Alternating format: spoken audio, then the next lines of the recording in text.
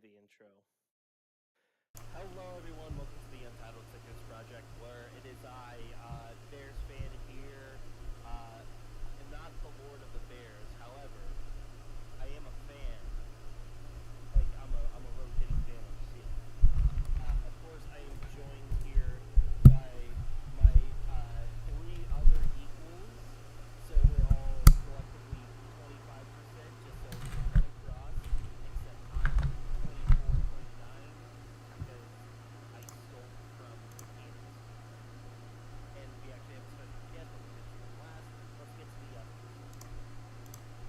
I am Carsausage, and contrary to popular belief, I do not actually drive a car nor a sausage. I do enjoy sausage, though. Don't get that wrong for the record. Hello, I am Nickman. I had a fever earlier this week. It was not fun. Thankfully, I'm past that now, so you know what? That's in the mailbag. Hi, I am the MaskedAura. I'll be here for one more this is probably my last session. I hope to God it's for... Special guest. I hope it's It for... was him all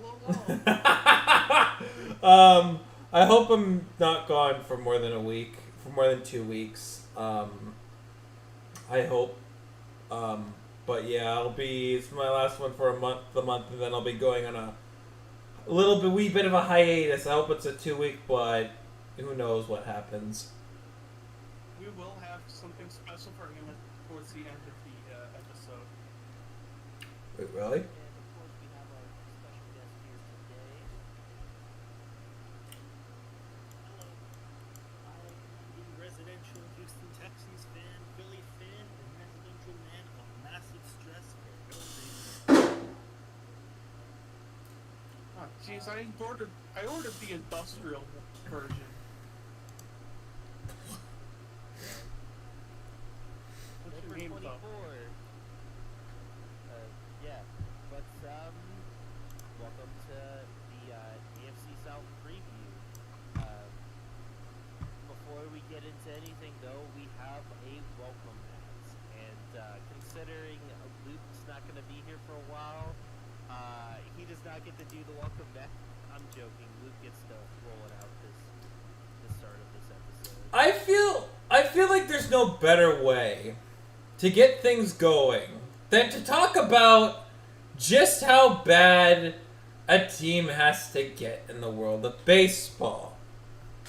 Folks, if you were not paying attention, we were witnessing one of the most disastrous, the most pathetic, the most laughable stretches that I've ever witnessed at all. We are talking about potential records that were existing in the 1890s.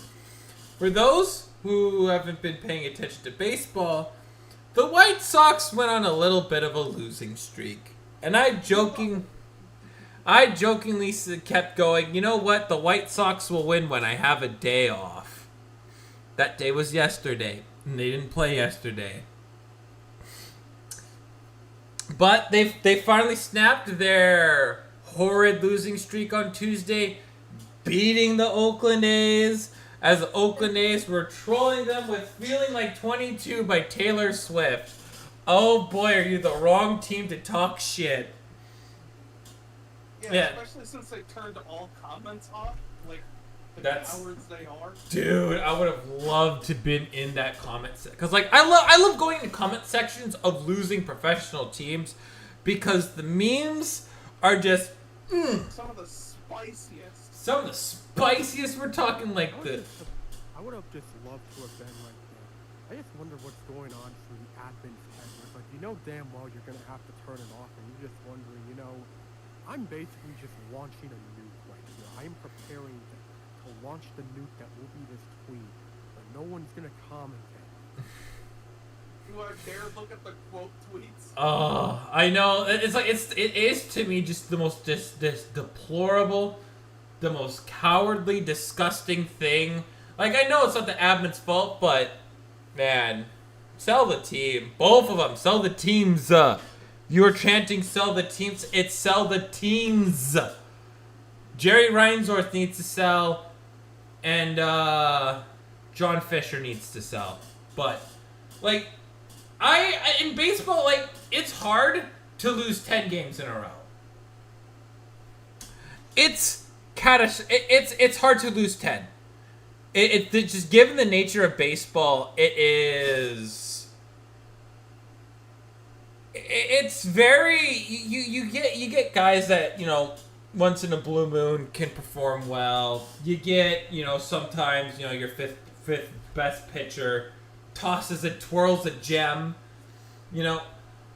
But the fact that the White Sox went 21 games without winning, we're talking like in their 5-man rotation. You're telling me that, you know, starting pitching couldn't at least steal you one game? You couldn't have one game stolen in your favor? The fact that most of the Olympics have been ongoing during said losing streak, like, it's bad. It is bad. Like, I look at the White Sox.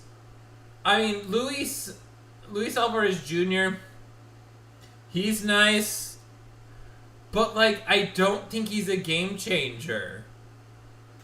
That's how I see. They got a nice complementary pieces, but they don't have anybody on that roster that is game changing talent. I've not heard anything in the pipeline that is game changing talent. They're going to be picking at 11. This is a team that cannot develop outside in the first round. I haven't heard anything that they've done in the Dominican leagues, because that you can find legendary talent in the Dominican leagues. Seattle has potentially three fantastic players that they got through international free agent land. Right? Like, to be as bad as the White Sox are, the fact that there is nothing that they can do to really bring them up to any sort of competitive viability. You have our fellow part-time caster Azaneathal no longer being a fan of this team. Like, they've entered fandom free agency, which is a first for me. Mm-hmm. Like, no one. The fact that they're charging $90 a ticket. Are you kidding me? 90. What the fuck? Currently on Ticketmaster right now, their tickets. I've seen stuff on Twitter saying that most recent games was like $90 for like good seats. Like, good seats are $90. I'm like, I don't think I would pay $90 to like. I pay $90 to not attend a game. You know? Fair. Like, obviously, I get that. Okay, yeah, I know the game is like the crosstown rival game, but come on, like, you don't need to make it that much regardless of that. Like, it's still, you know, given how bad the situation's been, like, come on now, like, read the room better. Mm-hmm. It's not hard to read the room. I don't know. Ask Drew Brees. Hard.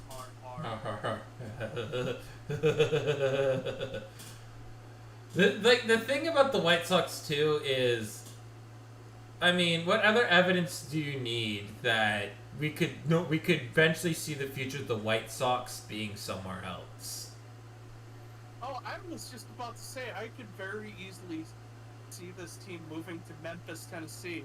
Mm-hmm. I see the White, because there's this interesting video. I believe 5 Points did this, and he's like, the key to getting a new stadium in a new city is to be very bad for a while. Because if you're a bad team that's already moving, the backlash will be less. And I can tell you, like, the White Sox could have a potential legendary opportunity to literally have something set up for themselves and then leave in the middle of the night and nobody would give a shit. Yeah, I mean, I was just about to say, do you remember how shitty the Rams were before they packed up for LA? They were pretty, like, the stretches that they were a 7-9 team. I mean, yeah, to be fair though, people in St. Louis were, you know, still really mad about it. I was. Justifiably so. Mm-hmm. However, if you want an example you want an example of, like, you know, a team that falls apart so badly, not just, you know, on the field, but also on, you know, a PR type where it's like, you know, you completely shatter your relationship with the fans to the point where when you leave, you know, there's not that much backlash at the time of, you know, moving. Personally, I think a lot about a team like, you know, when the Houston Oilers relocated. The attendance for their final games was bad. Oh, I thought you were about to mention the Expos, That's another good example. where people saw moving the team as a mercy killing. Yeah, I mean, it was, yeah, that was really ugly. That was really bad when that happened. But yeah, it's like, you know, it's definitely possible where if you're so incompetent with running things on both PR levels and, you know, just not even being able to put close to a good team out there, it can go that badly. Yeah, it's Obviously, If, you know, it's bad that goes, but it's gotten to a state to where, you know, I just sit and wonder, like, what does, like, again, I everybody knows how, if people have been here for a while, people know how I just genuinely feel about the majority of ownership in MLB. I have said this for a while. The ownership in MLB needs to have a giant overhaul. The amount of, you know, backstabbing, the amount of, I feel like backstabbing of the fan bases, the amount of the fact that, you know, it really doesn't, they really don't care. They're just in it for the money. It feels like instead of, you know, caring about the city, caring about the fans, like I see from the players, one of the things that I really like that Mitch Haniger did this year, he did a reverse signing where he had, you know, kids sign stuff for the players, and I thought that was absolutely amazing. I like that. I like it when players connect with the community. I like it when the teams connect with the community, right? And it feels like in the NFL, I mean, teams do stuff for the community. For, I think, the most part, the good teams especially do stuff. But like baseball, I mean, I just don't see it. Yeah, I mean, honestly, most I see for their version of community outreach is like, oh, they'll lend their likeness to like backyard baseball and be like, hey kid, make sure you stay active. Literally, I'm not even kidding.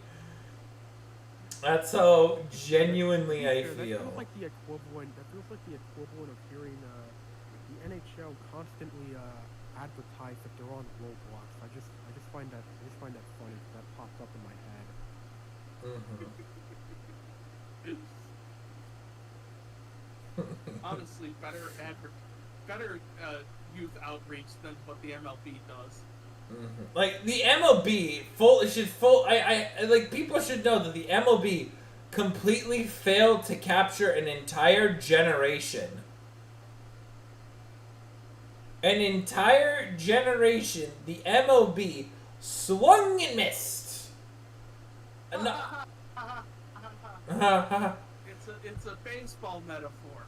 Like, Dodgers are gonna have fans, Yankees are gonna have fans, Red Sox are gonna have fans, Astros are gonna have fans. Is everybody else gonna have fans by the end of it? Maybe. I think maybe the teams with nice logos are at least gonna stay around for like legacy purposes. Like, I don't see the Detroit Tigers going anywhere because the D hat is so iconic at this point. Yeah, I can agree. Like, let's be honest here. Like, most of these MLB teams function more as like fashion brands that happen to do a sport on the side. I mean, it makes sense when you consider that compared to other leagues, baseball is so much of a longer season that, like, I mean, baseball is easily, in terms of games played, it's the longest season.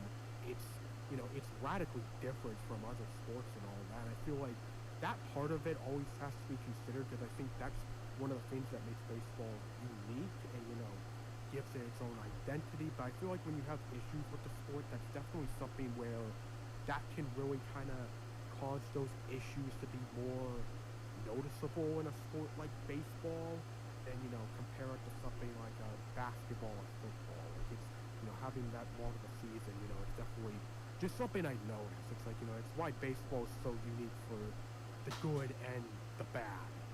I mean, Chick, you're running a marathon. And there are teams that sprint out the gate, and then there are teams that wait for the right time to really surge.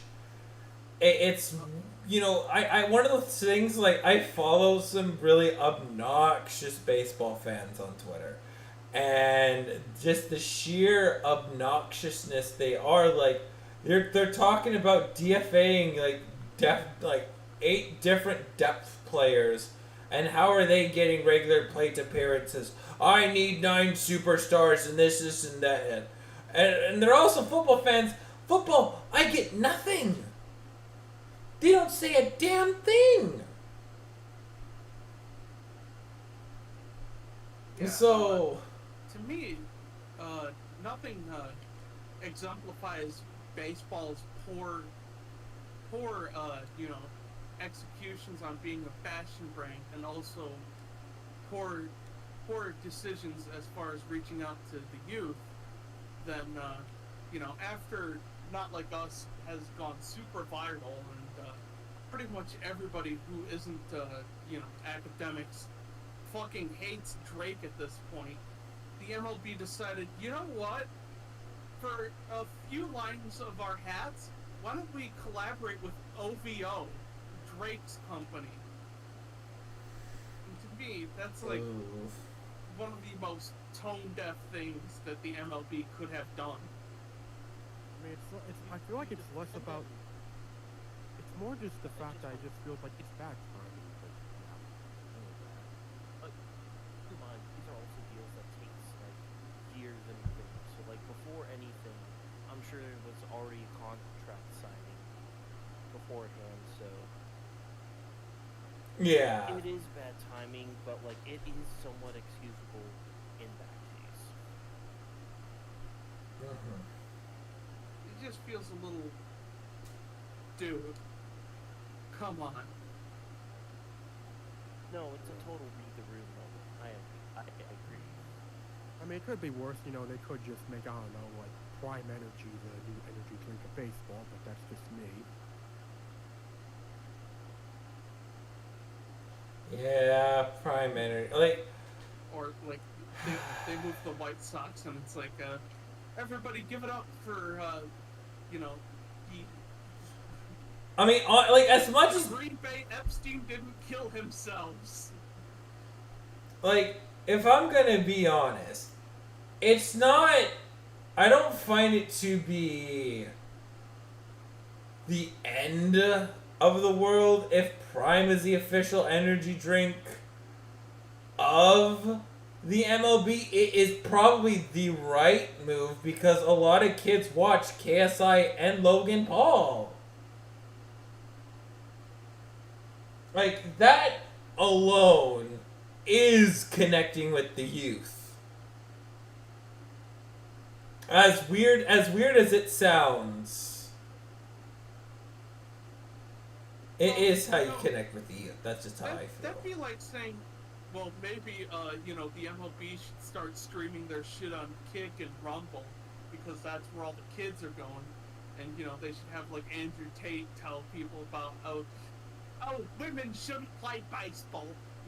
They should be in the kitchen, and I should be getting me bugatti cleaned and shit like that. I mean, I want to go off a point. It needs to have increased accessibility for everybody. Region locking is some of the stupidest things on the planet.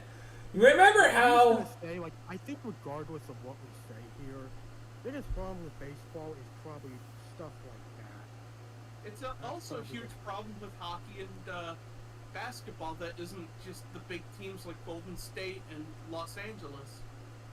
It's just, why do we have that Region- stuff in the year 2024? It's just ridiculous, but that's just me. Especially when we have stuff like Twitch. I mean, the fact that Thursday night, you don't need an Amazon Prime account to watch Thursday Night Football. It's streamed on Twitch for free. Yeah. Like, it's, like, that's pretty nice. Like, that's something that's pretty nice. It's just, you know, people might need a fucking Peacock subscription. Or, like, half of the people have to subscribe to Netflix to watch 2 football games. I think that's kind of stupid. Just, you know, with the lock screen and all of that, with, like, all the blackouts and stuff, it also comes down to things like, like stuff like the era of regional sports networks, like, it's from an era where I feel like, cable was like, the dominant force, and, regional sports networks, a lot of them are just, basically just pay for cable networks and all that. And I think the thing to note is, like, not only are, those sports networks going away, but also the fact that, the blackouts, they become even stupider when you consider that, like, from the looks of it, cable is going down the drain. It's going down the drain fast. And it just makes it look worse, the fact that blackouts are still happening in, like, a year like 2024. Yeah, you want to know about, like, the peak of the absolute hedonism of expanded cable? I remember growing up, there was a TV channel specifically dedicated to the old reruns of game shows that had aired on Nickelodeon. Like, Game Show Net. Don't disrespect Game Show. oh, this wasn't Game Show Network. This was exclusively, like, Nickelodeon stuff. Like, it was called Nick Gas. Bro, Nick Gas was Gas. Nick Gaming and Sports. That's what it stood for. Yeah, if I remember games and correctly. sports for kids, bro. Wait, how the hell do you know that? You were, like, 3 when that went off the air. I look up stuff a lot on Wikipedia. Okay, fair enough. I do that too. But, yeah, I think the reality to cap this situation off, it's that, like a lot of times, baseball has issues that they refuse to address, and it's issues that feel like they don't go away. But, yeah, that was, good conversation on that. Good warm up. No, I'm all ready. I'm all ready. Who are we gonna talk about? What team in the AFC South are we gonna talk about first? Well, let's talk about the least interesting team first, and that's the Colts. I mean, What? That's the Titans. I think I meant the Titans. I'm literally more. There we go, folks, our first Taegan hot take of the night. The Colt. That's not a. It's a mistake. It's a mistake. It's a mistake. Oh boy, the Titans again are another. Man, this team would look really good 3-4 years ago. They lost their most, in my honest opinion, their most interesting player. Their most interesting player on their team was Derrick Henry. He was basically like if, like, late 2000s Adrian Peterson was playing in today's league. Or if he was built like an offensive lineman. All true. Cause like But yeah, it seems to me like the right now the Titans are assembling the scariest team in 2017. they are. I think that I think the Titans are more a team trying to desperately rebuild, even though they should have rebuilt like 2 years ago once they realized Ryan Tannehill wasn't the answer. Yeah. Look at these names they got, like Tony Pollard and Quandre Diggs and DeAndre Hopkins is here. Jamal Adams. Best in the nation, baby.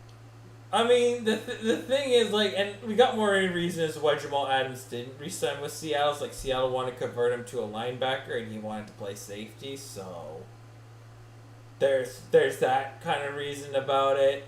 But, like, the thing that is going to get people to just watch this team, you're going to have DeAndre Hopkins and who's the other young wide receiver that they have? Calvin Ridley.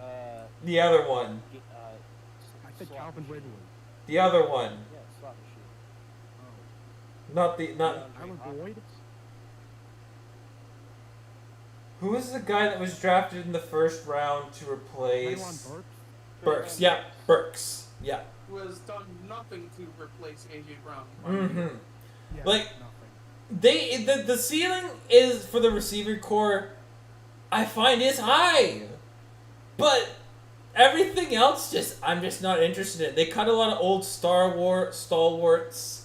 It feels like a lot of this is just like a bridge in between everything until like they kind of put pieces it together.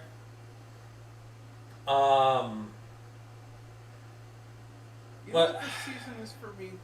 What the Titans feel like for me? I feel like this is the kind of team where your team plays them, and you're like, and you know somebody makes a play, and you're like, oh shit, I remember them. Hmm. Do you I will remember? say, with the They're the Titans, modern I age do, Arizona Cardinals. yeah, kind of. I do kind of see that. I do think this is a more interesting team compared to last season, but it's still a degree of, yeah, this is a team that's probably gonna be pretty mid. Yeah.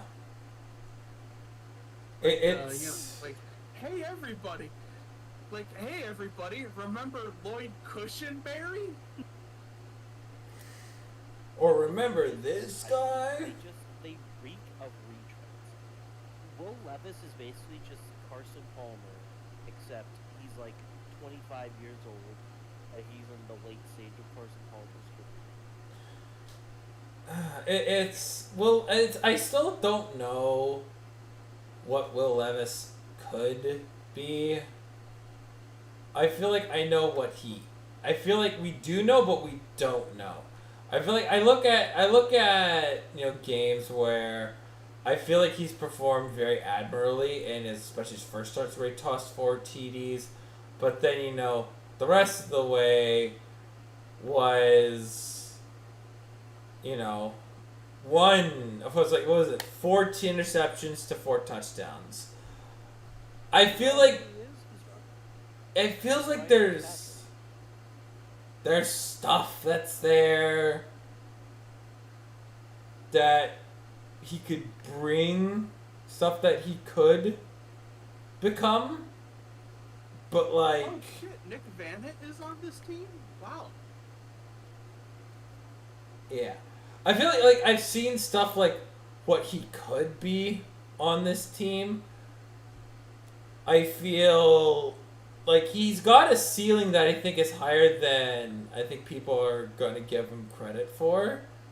But like at the same time, I feel that he's got a lot to show. I mean, if you look at it, right? Like no one thought Anthony Richardson was going to be any good. I certainly didn't think Anthony Richardson was going to be good. I looked at his preseason film. He looked really, really raw. I didn't think he could throw the ball. Come to the start of the season, holy crap, this guy's amazing. You just gotta, pick your battles, right? You just gotta pick your battles. That's it. Oh, wow. The name of this offensive coordinator for the Titans will be very familiar for Nickman. Oh yeah. UNLV offensive coordinator, 2022. Yeah. Also, a man of many hats for the Raiders from 2012 to 2021. Yeah. with the Titans is that I think they're just stuck. I think they're one of the teams that are like stuck in neutral. Like, are they bad with that defense? Not really. But are they good with that offense? Not really. With that court, the thing is, I don't think Will Levis is a guy that can change, that can like change this franchise. If you're looking for that, you need to be looking in the 2020.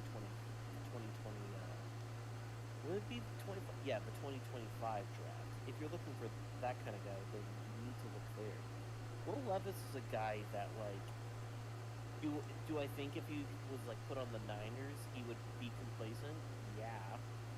But if you're telling me to put him on a team like Green Bay, I think he'll suffer immensely. Yeah. It feels like for me, the Titans are trying to find something, and I think it really showed this offseason because, I mean, obviously, their wide receiver room, it's been no secret that it's been rough since, trading away A.J. Brown, which that trade has really backfired. But also, I mean, seeing how much they paid for Calvin Ridley, it's like, okay, seeing some of the moves they made, it's like, okay, I understand why they're doing them, but it's like you can tell that they want to find something here. Like they're looking to get out of this, they're looking to get freed from being stuck. Yeah, and unfortunately their newest wide receiver coach probably won't help with that. A guy with the name of Tyke Tolbert. Yeah. I thought wasn't he the Bears special team coordinator? No, he was the wide receivers coach in 2022 and 23. I was trying to remember because it sounded familiar to a Bears like think special teams coach. And I solely remember that because he coached one game against the Niners, and he looked infinitely better than Matt Nagy's second half tenure of the Bears. I will say regarding coaching, I do think Brian Callahan has potential. Like, it wasn't the most impressive hire, but it's a hire that I think, I think there's something that could be worked here with him and the Titans. And, if he does well, then, okay, good for the Titans. I just think, well, I know that also he's a great locker room guy, so that will definitely help the Titans as well. But I just think the Titans right now, like, there's interesting pieces, but it's also like there's still a lot more that would need to be built up before I say that the Titans are, truly an interesting football team. I think we have to see it on the field. We have to see it on the field. You're gonna have to prove to us, why are you interesting to watch? Why should I care about you, right? When how are you gonna make me interested in you more than, say, the Houston Texans, which I can't wait to watch a full season. I'm gonna watch every single game that they play this year. They are that exciting of a football team to me. How are you going to be more exciting than that? And I will say, like, in terms of some of the guys on here, like, if there's anyone I think is due for a breakout season, I have to imagine that Tyjae Spears is going to be getting a lot more carries this year now that Henry's gone, and I know they brought in, Tony Pollard, but I still think that, Spears is going to be getting a whole lot more carries, and he showed flashes last year in his rookie season. I mean, especially playing behind Henry, and it's like, I think he's got the potential to do really well, but yeah, the Titans are definitely I think to sum it up, they're in a transition period where it's like, you get the feeling that this team is probably going to be mediocre. Like, there's stuff that can work, but it's like, there's just not enough for the Titans to be interesting yet. And for Will Levis, I think Levis has potential, but I also don't see him having a high ceiling. He just doesn't have that feeling to really be like, okay, like, I believe in this guy being, a starting quarterback for the foreseeable future for this team. Now, if the Titans were to ever get a replacement for him, I don't know if it's this upcoming year. It really depends on how the 2025 quarterback draft class looks, and that's probably something that's going to be evolving a lot in the upcoming college football season. But it is very possible that, you know, Will Levis has a lot of pressure to prove that he has the potential to be the guy, and he's going to have to prove that this season. But Amber, do you have any interesting thoughts on the Tennessee Titans here? My big question is going to be, let me take a look here. Yes, I do believe their make or break, even though Henry is gone, is going to be Will Levis, because I think that Will has been a very good quarterback. We've seen that last year, particularly against the Steelers, some games against the Texans as well. The big problem was that their old line was god awful. The thing that made the Titans thrive over the years, in my opinion, was the run game. Because not only because Henry was good, because it allowed them to play action. That's what made Tannehill such an elite quarterback back in the day. The ability to use the run and use the play action for deep passes. That's why they were the best team in the league a few years ago. Without that, the offensive line is extremely exposed, and Will Levis was sacked a bunch of times. Remember him getting hurt a bunch of times as well, including other Tennessee players. If the offensive line can hold firm, run game delivers, then I believe Will Levis will have a chance to win a lot.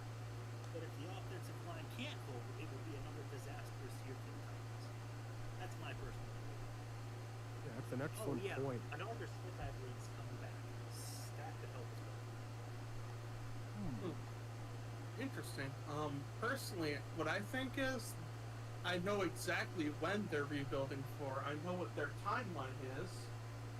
It's to make sure they, it's something that always works, he said, rolling his eyes as hard as he could. They're rebuilding for, their new stadium they're getting, soon. Yeah, that should be like 2027, I believe. So Yeah. you got some time to prepare for that if you're the Titans and building this roster. But to go off of Amper's point about the O-line, yeah, looking at Will Levis last year in 9 games he started, he got sacked 28 times. So yeah, that's not what you want to see from the O-line. Good news from the offensive line front, though. They poach former Cleveland Browns offensive line head coach,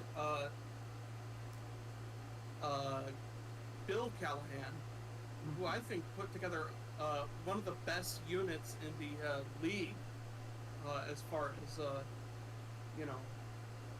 offensive lines go. Like, they were so good, they were out there scoring touchdowns.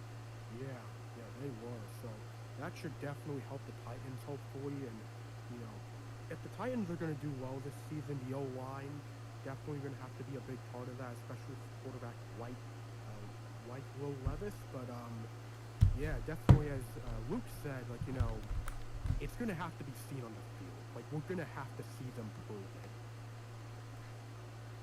I did want to say one last thing on this. I think he is one of the most likely players to get Davis Mills. And what you may ask when I mean Davis Mills, well, I mean player that's going to be replaced by a rookie quarterback. Even though he hasn't really been that awful or that horrendous. The thing is, it's just if Will Levis was like a guy that everyone was like sold on and like, yeah, we can do it, then I wouldn't really say this. But like, we've seen a lot of new coaches go to a new quarterback. Like, of course, some exceptions, but like, think about it. Antonio Pierce technically went to a new quarterback in Gardner Minshew, and he is technically a new coach. And then, But he was also with Aiden O'Connell. He was with Aiden O'Connell. You can't forget about that. He was with Aiden O'Connell, but he's gonna start with Gardner Minshew because he's gonna start. Gardner Minshew's currently would have the lead as of right now because he's got more experience than Aiden O'Connell. Aiden O'Connell, we doesn't have a high ceiling yet. Yeah, the only other time I can think of where that's happened is the whole Cam Newton versus Pickles thing. The reference that I think I wouldn't go for necessarily quarterback, but there is a point, right, where I think especially when a new GM takes over, they really don't have much loyalty to the players that were previously drafted. There is something with that, right, Taegan? You are absolutely right. I just feel like, in the context right now, not yet. But in terms of a GM, right? There are GMs that you drafted a first round quarterback, you don't like this guy, you're quick to move off of him. I mean, the reference I was hoping you were going to say was Josh Rosen. They moved off of him for Kyler Murray. Or Trey Lance, how they moved off of him for Brock Purdy. The reason why I didn't bring that up is because those were first round picks.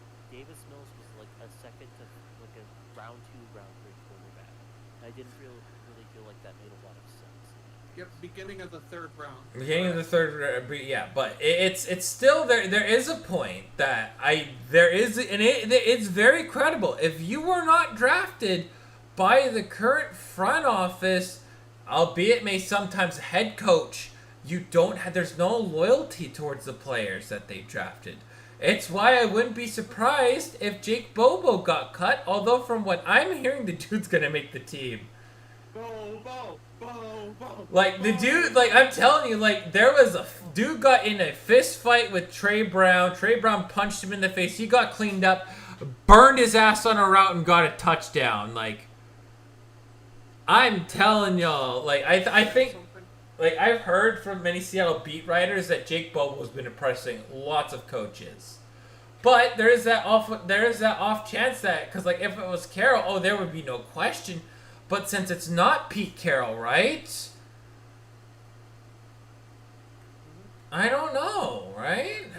Anyway, Taegan wants to say something. Well, my entire point of all this is like just look at new GMs. Ryan Poles moved off the field after 2 years. Houston and their new GM moved after Davis Mills after a year. You look over with Tampa got a new GM. They moved, of course, Brady retired, but they got to a new team. Like, ultimately, it's just 99% of the time, quarterbacks who are currently on the team year 1 are not likely to be on the same team year 2 when a new GM comes in. Mm-hmm. I mean, and I think it depends on the situation too. Yeah. It depends on what the GM is going into here. Like, am I going into a good situation where it's like, okay, the team, there's a lot of pieces here. They just need a little more, and hey, we could have something special here. Or is it like, okay, this isn't working. We gotta make some serious changes here, and I feel like that plays a role here for like GMs and all that, and what they have to do here. Not to bring in the rivalry, but sort of like a Kwesi Adolfo-Mensah job versus a Ryan Poles job. Yeah. I mean, think about it too. Most of the time, when most GMs are hired, it's because the quarterback needs to go. When was the last time you've seen a GM be fired because the overall team didn't work out rather than the quarterback didn't work out? I'm gonna say yes, 75% of the time. Yeah, I think. I was just about to say Tom Telesco. I think about probably 60% of the time a GM gets fired, it's because they didn't get the right quarterback. I do agree. I think most of the time, yeah, absolutely. If you don't nail the quarterback, your ass is gone. But I think there's just other reasons, like Tom Telesco whiffing on many free agents. This regime drafted Justin Herbert, right? Or Rick Spielman. How many times did we see Rick just absolutely blow it in the draft, especially during his later years? Like, just, I hate to say it now because I really liked the moves he made at the time, but, like, the Justin Jefferson pick was a fluke of those years. Mm-hmm. Still, like, one of the probably someone that might have kept his ass in for a little bit longer, but yeah. I also want to add too, right? We have there's GMs that have been fired for drafting quarterbacks. The one that simply comes to mind was Johnny Manziel. That was the disaster. Like, when I say it was the disaster, that is the disaster of disasters. I mean, to be fair though, the Yeah, you can't really use the Browns as an example. I know, Browns as an example, but the reason why the GM was fired was because of how bad Johnny Manziel was. There are GMs that are banking their jobs that the quarterback that they are about to draft is going to save their ass. Absolutely, 100%. I do believe, Taegan, you do have a great point with that. That is a pretty good point. Very good. And that's why I say at the end of the day, this team's not going anywhere with Will Levis, because he just simply won't be on the team next year. He won't. And He's got to prove it to himself, and I think there's many things. I think especially when you look at Sean Payton, was how much are you willing to show this guy the playbook? If you're just gonna hand out, okay, you can run the most basic concepts, that's great, that's nice. Shame you won't be here next year, right? Like, you're not gonna show like absolutely everything, right? You're gonna show the most basic of basic stuff, right? But if Will Levis is getting 100% of the playbook, then I'd be like, all right, now we're getting somewhere. Then I would go, yes. Then they kind of see it. But you do have a point. Will Levis is the future, but he also isn't the future at the same time, simply for the reason that he might not have the highest ceiling in the game. And And for once me, again, you can go ahead, Spencer. for me, it almost feels like and this has been a sentiment I've been holding on to for a long time. It almost feels like the Tennessee Titans aren't so much going through a rebuild. It's so much that it's more so it feels like the Tennessee Titans are essentially doing what they do with Nashville and using it as basically a nostalgia residency, like when U2 was at the Orb for a while. maybe. Yeah, I mean, the thing is, I think the cap it off with the Titans, like, a lot of this, you know, with guys like Levis, it's gonna have to be proven. Like, just prove that you're more than just some quarterback that could make it in the league in a certain role, but you don't have a high ceiling. Like, prove us wrong. I think you have the potential to prove us wrong, but I don't believe in you yet to prove it. And that's going to be, obviously, the big question. That's going to be the big question with the Titans. Can they outperform what people expect from them? Because everyone's expecting this team to be pretty mid. Can they outperform it? We're just going to have to wait and see. Cap off, finally. I have no hope and no optimism in the Lions team. I mean, not the Lions, fucking the Titans.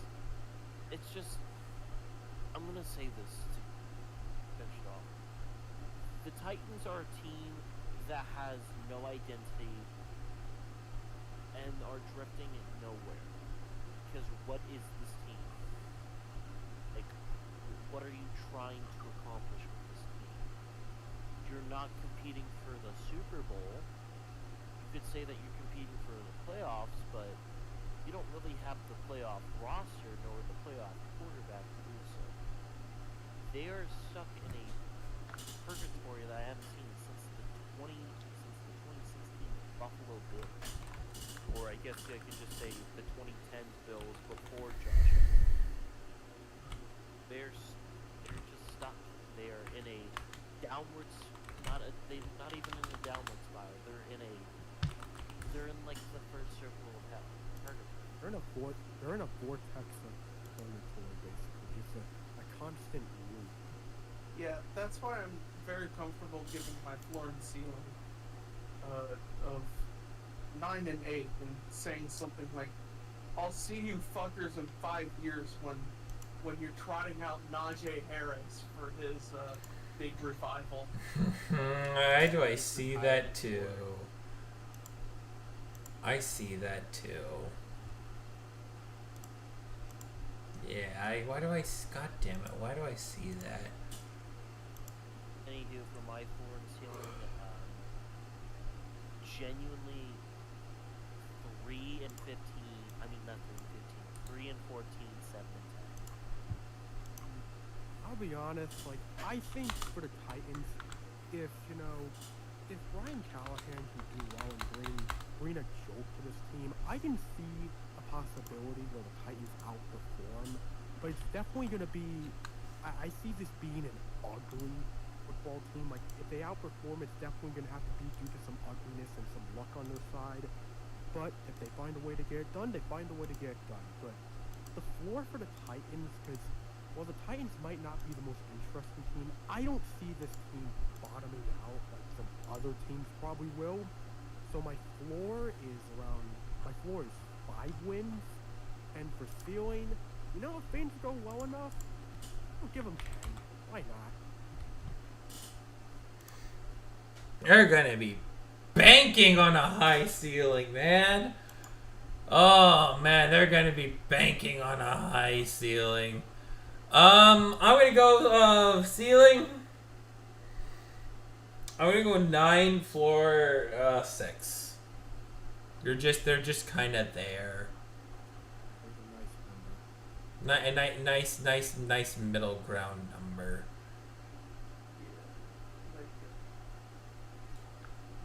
What's your Let floor us and know in ceiling? the comments if we get that Najee Harris prediction right.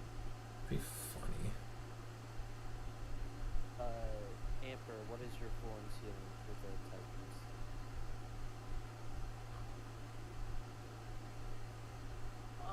Honestly, it's hard to say. I do not think they're gonna.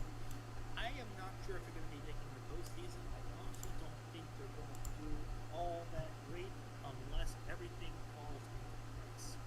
I think their ceiling could be 8 and 9, maybe 9 and 8. A source I'm looking at, Go.com, says that their expected result is 5 and 12, which I do think is a little harsh.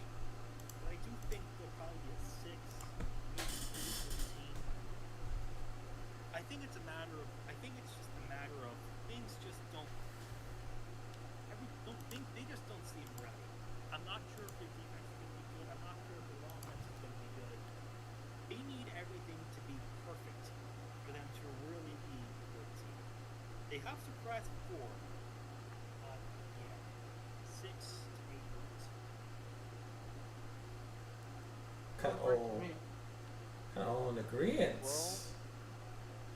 Let's move on to a team that's infinitely more infuriating, the Jacksonville Jaguars. I'm pissed off at the Jaguars. The Jaguars. Now, I want to say this so we can get this started out. I think Trevor Lawrence has so far been a miss. Not a bust, but a miss for the Jaguars because his pedigree has not lived up to his expectations. And I don't know what else you can really do to defend Jacksonville because even though he had to deal with Urban Meyer for the season, I don't know how you can excuse the way that he's performed for most of his career. Actually, I can butt in for a sec.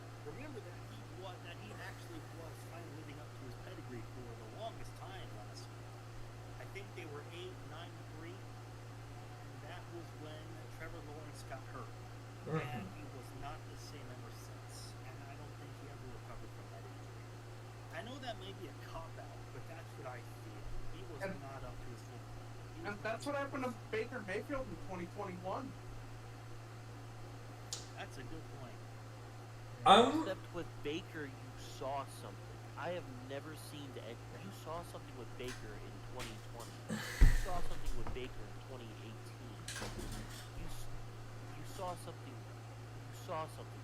I still have not seen something with Trevor. Do I think did he's a see bad it. quarterback? In I 2022.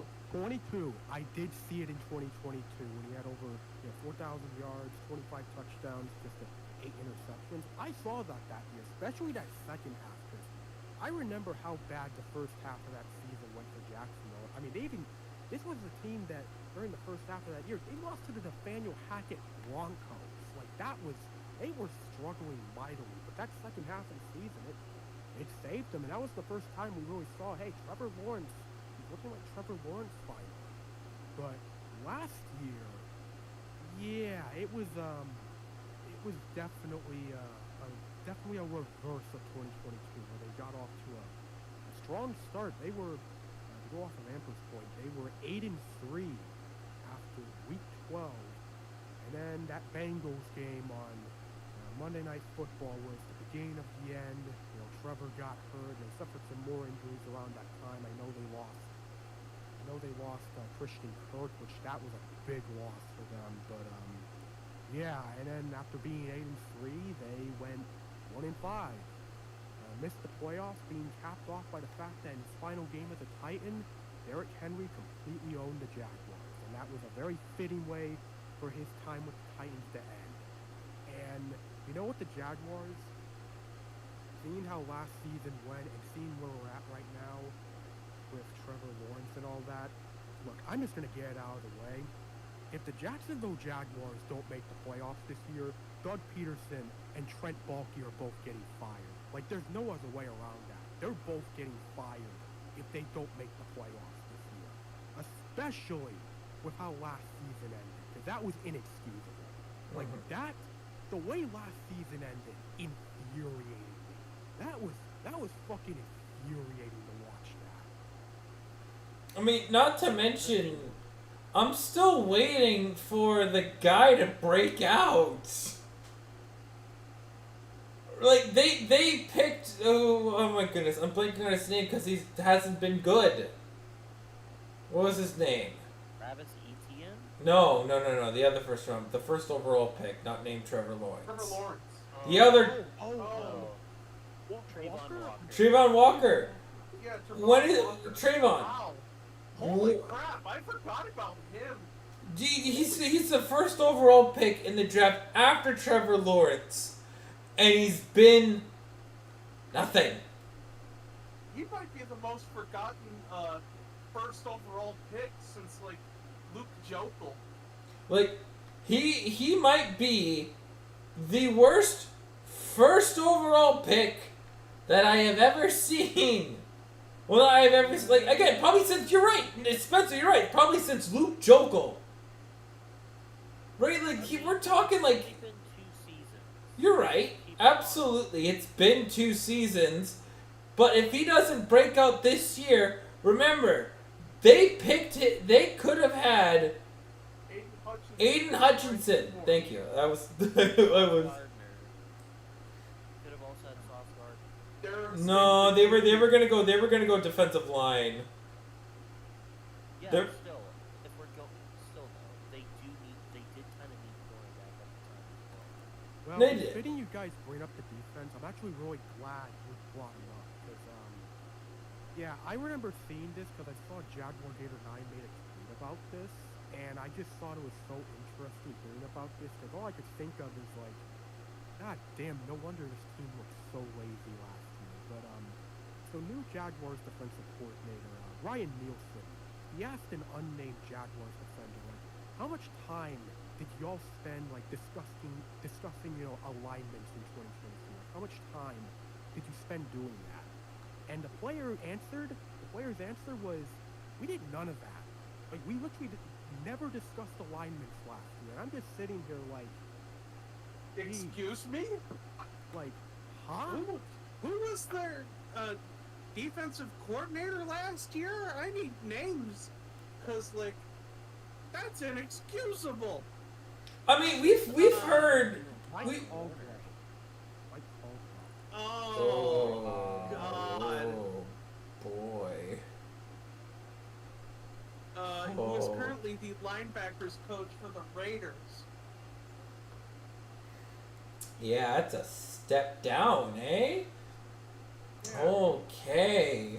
I just remember hearing about that, and I'm just like, what the hell? What the frick nuggets do you mean?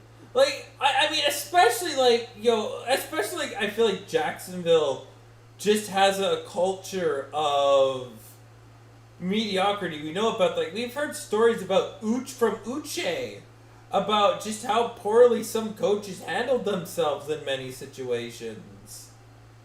The thing is, I don't think Jacksonville is a culture of like losing.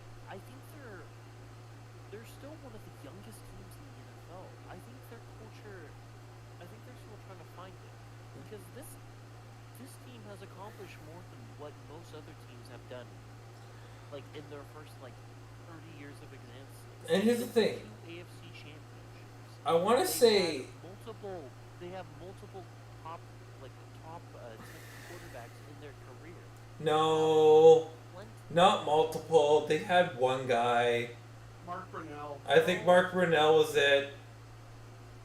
No, Do not try to sell me on Blake Bortles. I'm not sold I'm on. just gonna No, not say Blake this. I know what you're Bortles. trying to say. Look, I understand what you're trying to say, Taegan, but like, look, I just look at the Jaguars' history. You know, I see like outside, after Coughlin and Del Rio, it's like, oh God, look at some of the coaches they had, like Mike Mularkey. You remember Mike Mularkey? His name literally means bullshit. And who can forget Gus Bradley? Oh my Gus God. Bryce! Gus Bradley should have never, ever been a coach at the NFL level. Brown, Ever. he overstayed after 2017, and of course Urban Meyer. Mr. Bump and Grind himself. Mm-hmm. It really says Thing how is, awful the 2010s were for the Jaguars. But before I get back to Taegan, it's just, the Jaguars actually, like, in the late 90s and 2000s, they were actually pretty respectable, especially for a new franchise. But the 2010s, like, outside of that 2017 season, just completely tainted their image in the NFL. I mean, you're talking about a franchise where their most memorable thing from that era is some guy looking befuddled on TV. Taegan, what were you gonna say? I just kind of wanted to talk a bit back more about Triple H's. The best way I can describe Trevor Lawrence is he's Dak Prescott if you turn the clock back about like 5-6 years.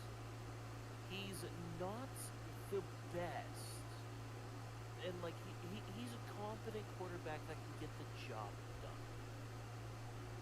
But if you have to excuse almost everything he does, which most Cowboys fans did with Dak Prescott during their early stages, then like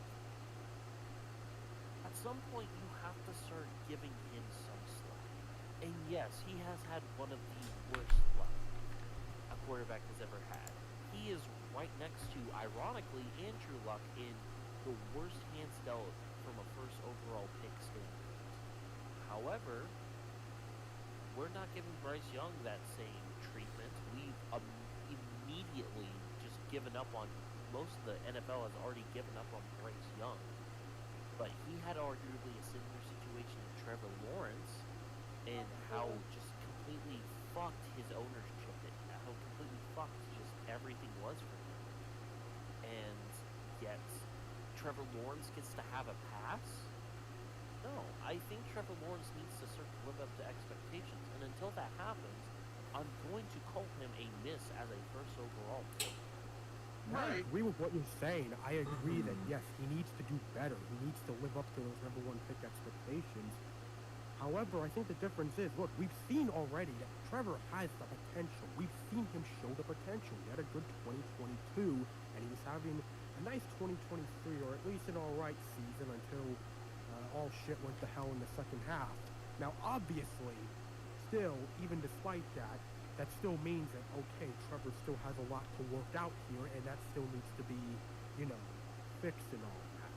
But I think the thing with the Jaguars, because my thing is less on Trevor and more on, a lot of people in this Jaguars team and, coaching staff and the organization, they need to show up this season. Because we have to remember, Lawrence got that contract extension, and I can tell you they are not moving him. You are not moving Trevor Lawrence anytime soon. And that only puts more pressure on the likes of Doug Peterson, offensive coordinator Press Taylor, and general manager Trent Baalke to have this team perform. Because as I said earlier, they don't make the playoffs, they're going bye-bye. Well, the thing is, then, who do you get coaching? There's I'll find someone else. two come to mind. OC of the Detroit Lions and OC of the Texans. I don't think so. I don't think if they were to get a job, it would have been this year. I think they're going to stick out with their teams until they at least win a Super Bowl. No, the coordinators had interviews, but they chose to stick with the teams. He chose to stay another year with the Lions, whereas Bobby Sloak, I think he had interviews, but he might need another year in the coordinator ranks. But I still has him. I think he needed one more year. Yeah. I think Bobby needed one more year, but Ben Johnson, he is basically free to do whatever the hell he wants. And he chose to eat kneecaps like a champion. And the thing with Jacksonville is, look, I see talent. There is talent here on this Jaguars team. There's no question about it. There's talent. Yes, I think Lawrence, we know how talented Lawrence has the potential to be. We know Etienne showed how good he can be. And we've seen wide receivers, too. The Jaguars have, if Brian Thomas Jr. can have a nice rookie season, okay, this is going to be a strong receiving corps. You have Christian Kirk coming back. And I think, Gabe Davis can be a fine wide receiver 3. I think he's perfect for that role. You just need Brian Thomas Jr. to, show some promise. And if he does, then, okay, you got a good situation there. But at the end of the day, I think regardless how we feel about the talent here, the Jaguars, what's important for them is they need to make the playoffs. After how last season ended, it's playoffs or bust. It is too. I don't think they can even win their division. The Colts and Texans are miles beyond what Jacksonville is, and the Colts have a question at quarterback. I'm not saying that Anthony Richardson is bad, but they still have they have a lot of We'll get to that. We'll get to that. Yeah, but still, the Colts have a very good roster, and the Texans have a very good quarterback. You want to know what the Jaguars have? They have a decent to good quarterback with decent to good balls. And you know what else they have? Fred fucking Durst, bro. I mean, I want to go off of Taegan's point. I feel like at the end of the day, how I see the Jacksonville Jaguars, and how I see Trevor Lawrence is, the Jacksonville Jaguars, they locked up Trevor Lawrence for a long time. I think they should have waited on that extension for another year. I think they should have. I don't think he's earned that extension quite yet. I have been very underwhelmed by Trevor Lawrence at the NFL level. In general, because even then, right, Andrew Luck had overcome so much adversity to drag a very poor Colts team to the AFC Championship, right? I have not seen that with Trevor Lawrence. Trevor Lawrence has not dragged, kicking and screaming, his team to the playoffs. he did. At least one in 2022 he did. I'm still iffy on that. I feel like, because, like, we've seen Andrew Luck's entire career. We've seen how insane he's been in the early years. Right? Where it felt like it's Andrew Luck doing absolutely amazing things. And that's maybe because we put Trevor Lawrence, especially, I feel like we put Trevor Lawrence on a very high pedestal. Like, I mean, very high pedestal. Let's not forget, You can get. this is a guy that had, made the college football playoff every single year of his college career. We're talking about a player who has won it all, too. We're talking about a guy who didn't lose on a single Saturday since high school. Right? And to the NFL, like, we hear all these accolades that he has done, and you look at his NFL career right now, and I am really I don't know about you guys, but I feel like I'm really underwhelmed. I'm just... I think underwhelmed is the right... It's the right word. Underwhelmed is the right word. I think that's the best way to put it. But I will also say, if there's a time where, okay, now it's time to really see that, okay, if he can play more like if he can, if this is a time to have a good season, this is definitely the time for that to happen. Because I feel like, okay, now that he's healthy now, we gotta see it from you, Trevor. Mm-hmm. This is it. I think personally, best way to describe Andrew Luck is the modern day Bojax, where his play was incredible, but it doesn't quite describe how great of a player he was.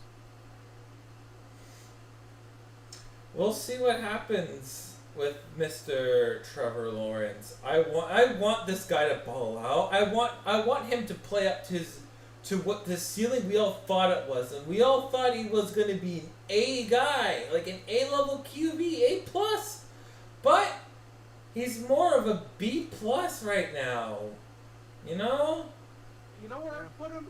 At the Kirk Cousins tier. He's he's B+ because he has a high ceiling, but you're absolutely right, Spencer. He's 1 year away from being in the Kirk Cousins tier. He's 1 year mediocrity and not wowing me from being overdrafted Kirk Cousins. First overall pick Kirk Cousins. Yeah, there you go. There we go. That's what I was looking Yeah, for. because I do see the Kirk Cousins in him when he plays. I see like the Kirk Cousins and Dak Prescott in him, which is like kind of the perfect Kirk Cousins tier right there. But to go back to what I said, it's like Trevor's got a lot to prove this season, but I also will say, going back to what I said earlier, most pressure. In terms of who has the most pressure this season, in terms of the entire organization, I still feel it's Trent Baalke. Mm-hmm. I can agree with that. I personally think it's the cons, because I think the fans are starting to get rowdy again and getting tired of this BS, because the product that they put out in the field is ridiculous. Well, we also have to remember there's also the stadium situation going on, because I know they're completely changing up the stadium, and I'm pretty sure they're going to have to be playing somewhere else for the time being. From what I hear, they're entertaining the idea of playing games at the Daytona 500. Oh yeah. Speedway. I don't think that's happening now, but that was when I saw that idea, that was like the most fickle idea I had imagined. It's like, oh yes. I mean, that's the same reaction I had watching a baseball game get announced at Bristol. I think I've looked at the renderings of that, by the way, and I'm just like, I'm looking at that and I'm going, oh my god, this looks completely, like, there's not a good seat. I want to know how they're going to do it. It looks like there's not even a good seat. Like, you can't, like, I don't even think a guy could be able to hit a home run. Like a fan can catch a home run ball. There you go, that's what I was trying to say. Unless they bring, like, bleachers onto the track or somehow incorporate something. I don't like it. I think it's tacky. Why not use UCF State? They have a fucking Save the Earth scene. Well, apparently they're either choosing between Orlando and Gainesville. And look, all I'm gonna say is in terms of, I'm just quoting what Jack or Nine said, but Orlando would be better. Orlando would be a lot better. Gainesville? Isn't that over? Oh God. It's family just down in Florida. yeah, it's it's up Florida. the road a hunk on I-75. I used to have family out in Ocala, which was about an hour south of Gainesville. But turns out I don't like Florida because the sun is a deadly laser down there. Oh, and you won't be dry. You'll be wet and hot as balls. But by the way, speaking of the Jaguars, hey, don't forget Mac Jones is a backup quarterback now. Mac Jones! Woo! What a rookie, dude! Cause like I've been rewatching This Week in Sports Ball, like everything from like the first year that U-Tree did it to like the most recent year, and dude, do you know how messed up 2021 was? Oh my goodness gracious! You know that the Arizona Cardinals were the last remaining undefeated team that year? Oh my God, I remember. Yeah, and they lost to Buffalo.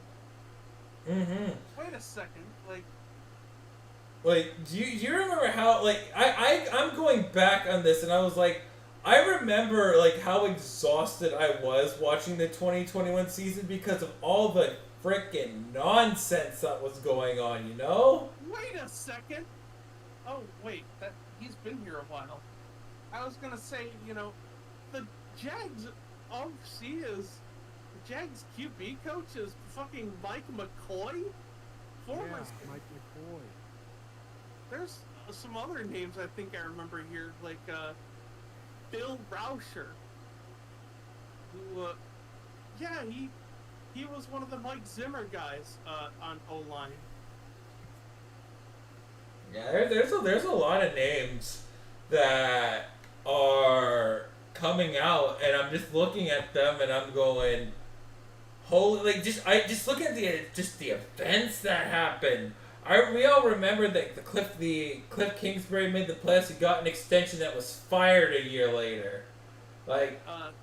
just I mainly remember that because I'm pretty sure during the Manning cast they had, I think it was The Rock they had on, and Murray threw that pick six, and The Rock just had the most priceless reaction imaginable.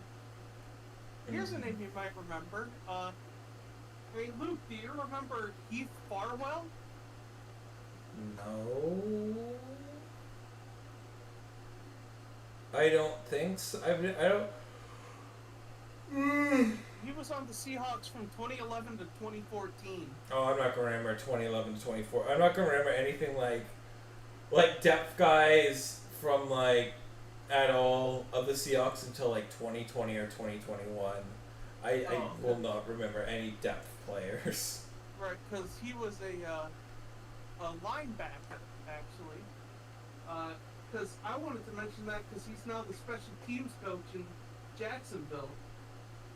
Well, like I think especially with a lot of players, if they don't make it to the NFL, like as a player, a lot of them just become coaches. Well, he was on the Seahawks for 3 years and the Vikings for 5 of them. Part of that wonderful Viking-Seahawks pipeline we have. I will say this: if there's any positives I can give for the Jaguars, they helped me. They did help me get one of my only few mock draft predictions right by saying they would select Brian Thomas Jr. Random ass son. Just had to bring that up for the sake of it. Yeah, I think the Jaguars, there's talent here. There's something special to happen with this team, but after how last season ended, I need to see them prove it. I need to be proved again that this Jaguars team can make the playoffs again, because just going 1-5 to end the year last year, that was horrible to watch. That was embarrassing. And I get that, Doug Peterson is a good, rebound candidate. He's the kind of guy who treats you right after being in an abusive relationship, but how far do you go with him before you realize, man, he's not really helping me grow in the way he should? Mm-hmm.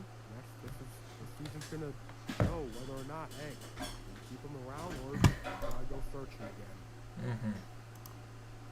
100%. 100%. Anyway, time Yeah. for Warren's feelings. Jacksonville, your floor is 7 wins, your ceiling is 12. Whoa, that's cool. I think it's I don't think, as long as Trevor Lawrence is under center, they're not losing any less than 7. Sorry, they're not winning any, so they're not going to win less than 7. And if Trevor Lawrence plays to what we think he should be, 12 wins. Easily should be 12 wins in the division title. Or, we're going to see, I can't wait to see the Texans and Jaguars games. Those games used to be, oh my god. But now it's like, TNF fodder. yeah, but now, we could be seeing these games on Sunday Night Football, and these games will not disappoint. Yeah, I remember those awful TNF broadcasts where it's like, Jim Nance falling asleep at the wheel, and then you'd have, Phil Simms hitting himself.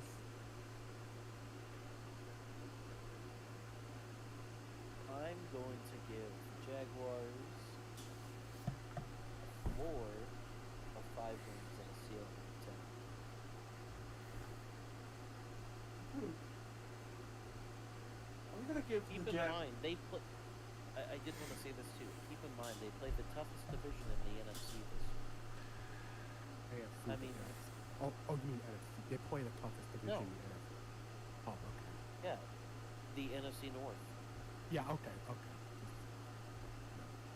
Yeah, my floor for them is 3, and my ceiling is 11. My floor, I think Jacksonville, if they struggle this year, they end up, really struggling, especially having to face, their rivals in this division, then I can see a floor of 6 wins, but a ceiling, I'll go 11.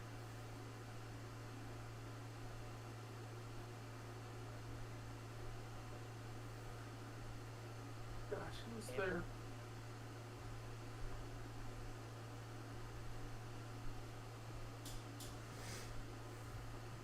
You there, Amber? I'm still here. Gotcha. We're just doing fours and ceiling.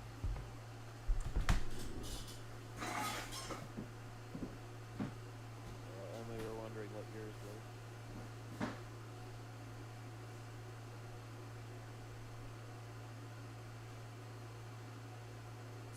Noah?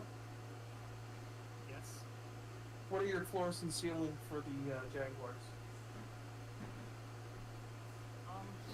Alright. It's hard to explain the Jaguars because I do think this would be, I actually do think this is a playoff team. And I believe the only reason why they didn't was, well, first of all, the aforementioned Trevor Lawrence injury, which you have talked about before. And the other one is Doug Peterson. And I feel like those two will be the X factors. I remember a Ravens game last year. I think that was the moment we all knew that the Jaguars were truly in trouble. Yeah. Particularly when the first half came to an end. They had a great pass to get to the goal line, but made a terrible play call, didn't call time, and the half ended, and that was what pretty much was the moment the Jaguars season came to an end. There was no coming back from that. So I definitely think the Jaguars have a chance to actually win the AFC South if Pearson and Lawrence are on their A game. But if Trevor Lawrence continues to struggle, and if Doug Peterson does a rerun of the 2023 season, I think they have a chance to miss the playoffs outright. They could be a 12-5 team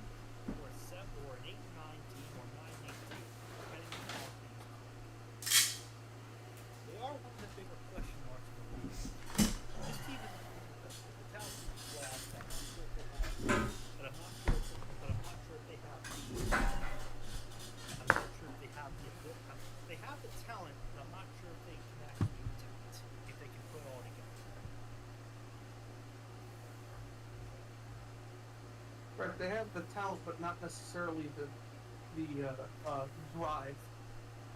Yeah. Well, up next we have the Indianapolis Colts, which I'm plopping them in the same boat as the Chicago Bears, where you prove that you can be something. Now you have to prove it.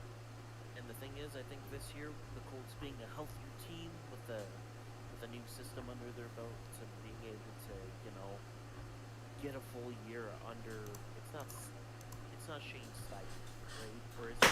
Yeah, it's Shane Steichen. Yeah. Gotcha. I think getting a year under Steichen will be tremendous for them. And honestly, they're one of the few teams where I think their roster alone can help them get to the playoffs. Sex quarterback. Especially when you look at QB2 and realize it's the elite dragon Joe Flacco.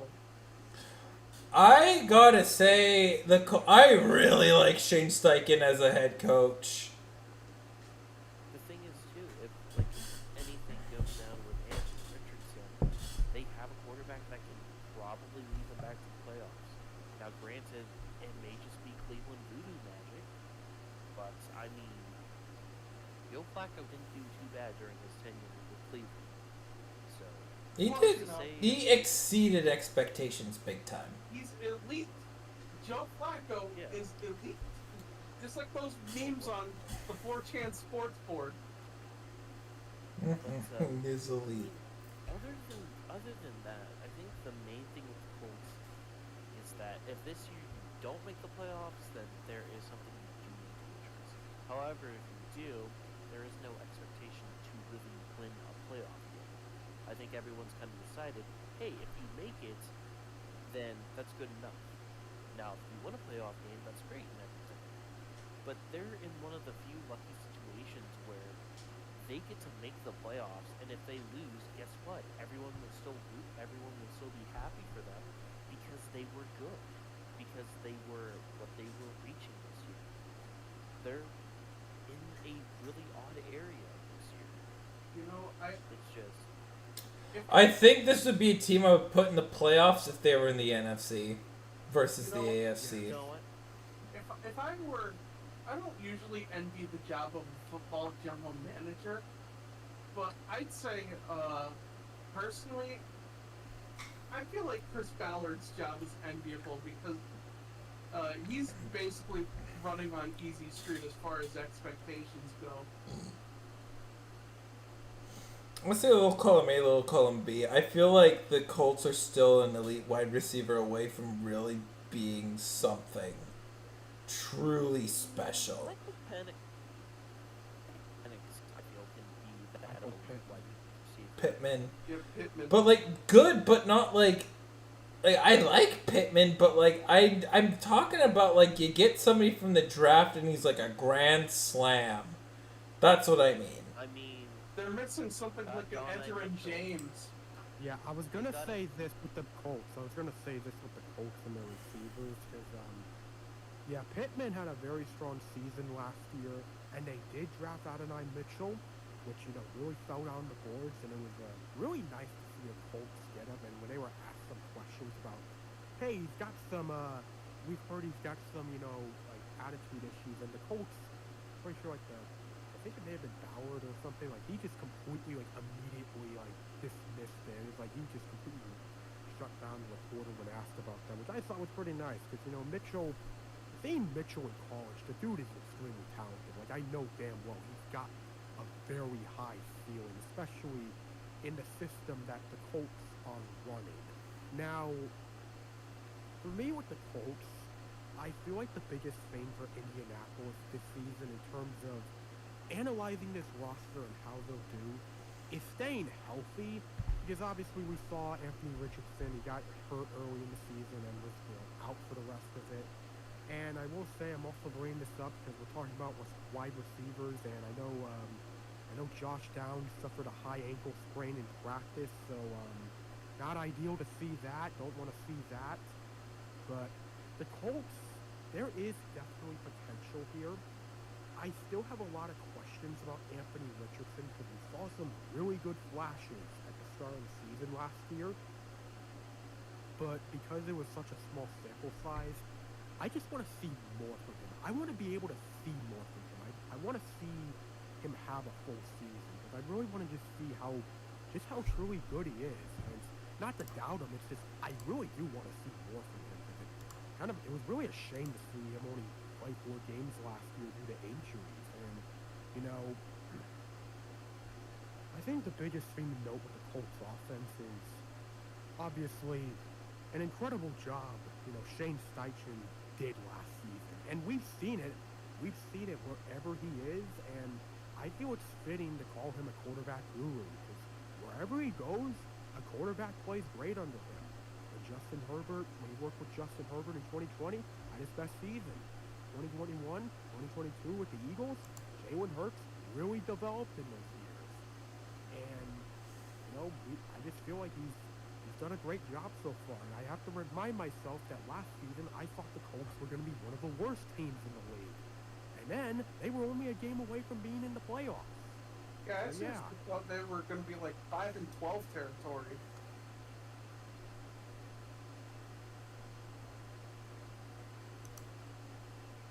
Yeah, Anything I need to make sure. I did the laptop, didn't I? But, What? yeah, nothing. The thing is about Anthony Richardson, and we all just have to take this, just with straight facts and logic, is that Anthony Richardson is canon in the Smiling Face universe. So we have to sit here and Oh, realize yeah. that first. So, if anything, it just means that Anthony Richardson has more canonical power than 99% of NFL quarterbacks. So, by that logic alone, Anthony Richardson is going to be a Hall of Fame quarterback and he'll retire at the ripe age of 200 years old. I don't know, That- because, you know, I feel like Smiling Friends takes place in an alternate universe because they also mentioned how Ross Perot won the election in a landslide in 1996, which didn't happen in our timeline. Yeah. But regardless, I do agree with Nick. Anthony Richardson, for me, his rookie season has it just took a long pause. His real rookie season starts now. Because Like he's right now. technically didn't yeah. And it's just people can say, oh well, but it's the same thing I have with Bryce Young. Bryce Young is technically a rookie quarterback because he wasn't given a football team last year.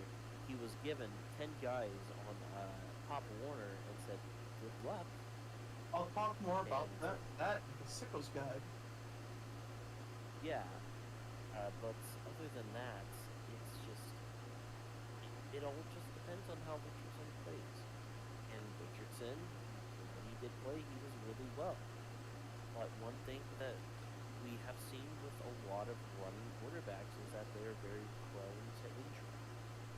Lamar Jackson was injured in 2020. You know, Anthony Richardson got injured. You know, Justin Fields got banged up a ton. RG3 basically bumped his RG3. career after his rookie year. Thing is, running quarterbacks have a very awkward shelf life still. And Anthony Richardson really doesn't have a lot of time, in my opinion, to really kind of, like, Hurt himself like so. yeah, like, granted, he's still very young. He's like 22. He'll be 23. But, like, once it's time for his, like, 5th-year option, he'll be, like, 26, 27. He'll be at the time where it's like, okay, buddy, we're going to have to ask you to please take a lot more slides. Because look at Cam Newton.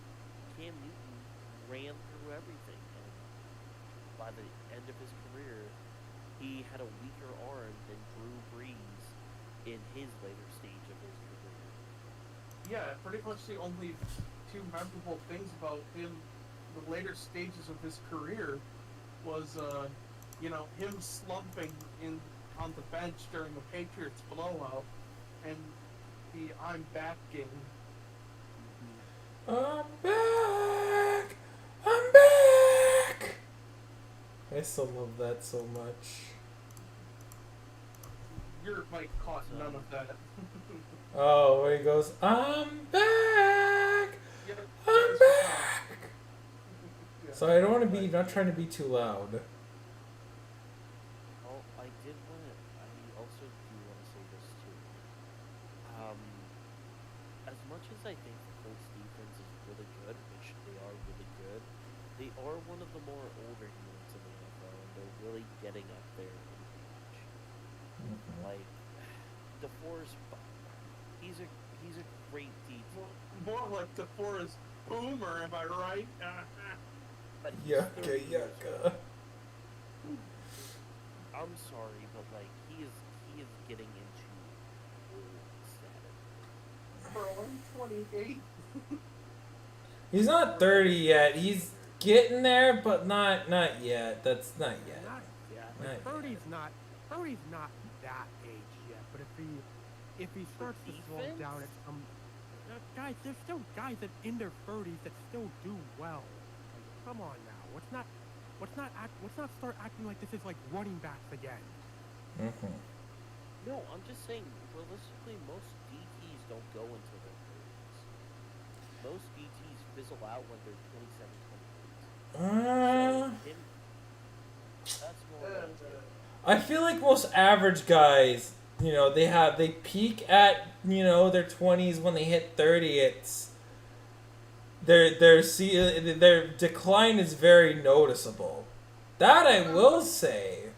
I'm pretty sure Linval Joseph still has a job. I know for a fact Eric Kendricks just signed with the Dallas Cowboys.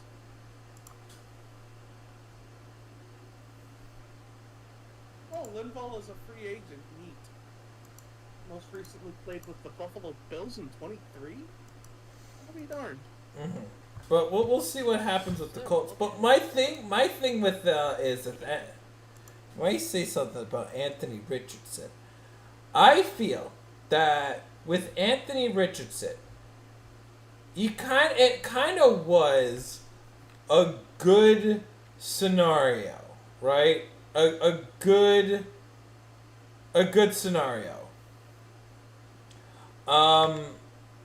Even though he got injured, right? Even though he got injured, I still think he had the most golden opportunity to study the playbook. If Richardson, and it's going to be on Richardson's, this is going to be like the defining moment in what we could potentially see from Anthony Richardson is how well did you study the playbook during your time not playing? How were you involved in meetings? How were you involved with, you know, studying the playbook? Because if you come at me going like, yeah, I got the 6-pack now, I'm going to be like, yeah, I'm ready to completely sell my stock on the film, man. I will be so ready to sell my stock on Anthony Richardson, but I want to know, you know, and we're gonna be able to tell. How is his study habits? Right? Did you just show up? It's kind of weird that we haven't heard a peep from Anthony Richardson all offseason other than a Smiling Friends cameo. Which you know what? That's just like to me, that's actually a pretty good sign. It shows that to me, you know, he spent time most likely studying the playbook and living life.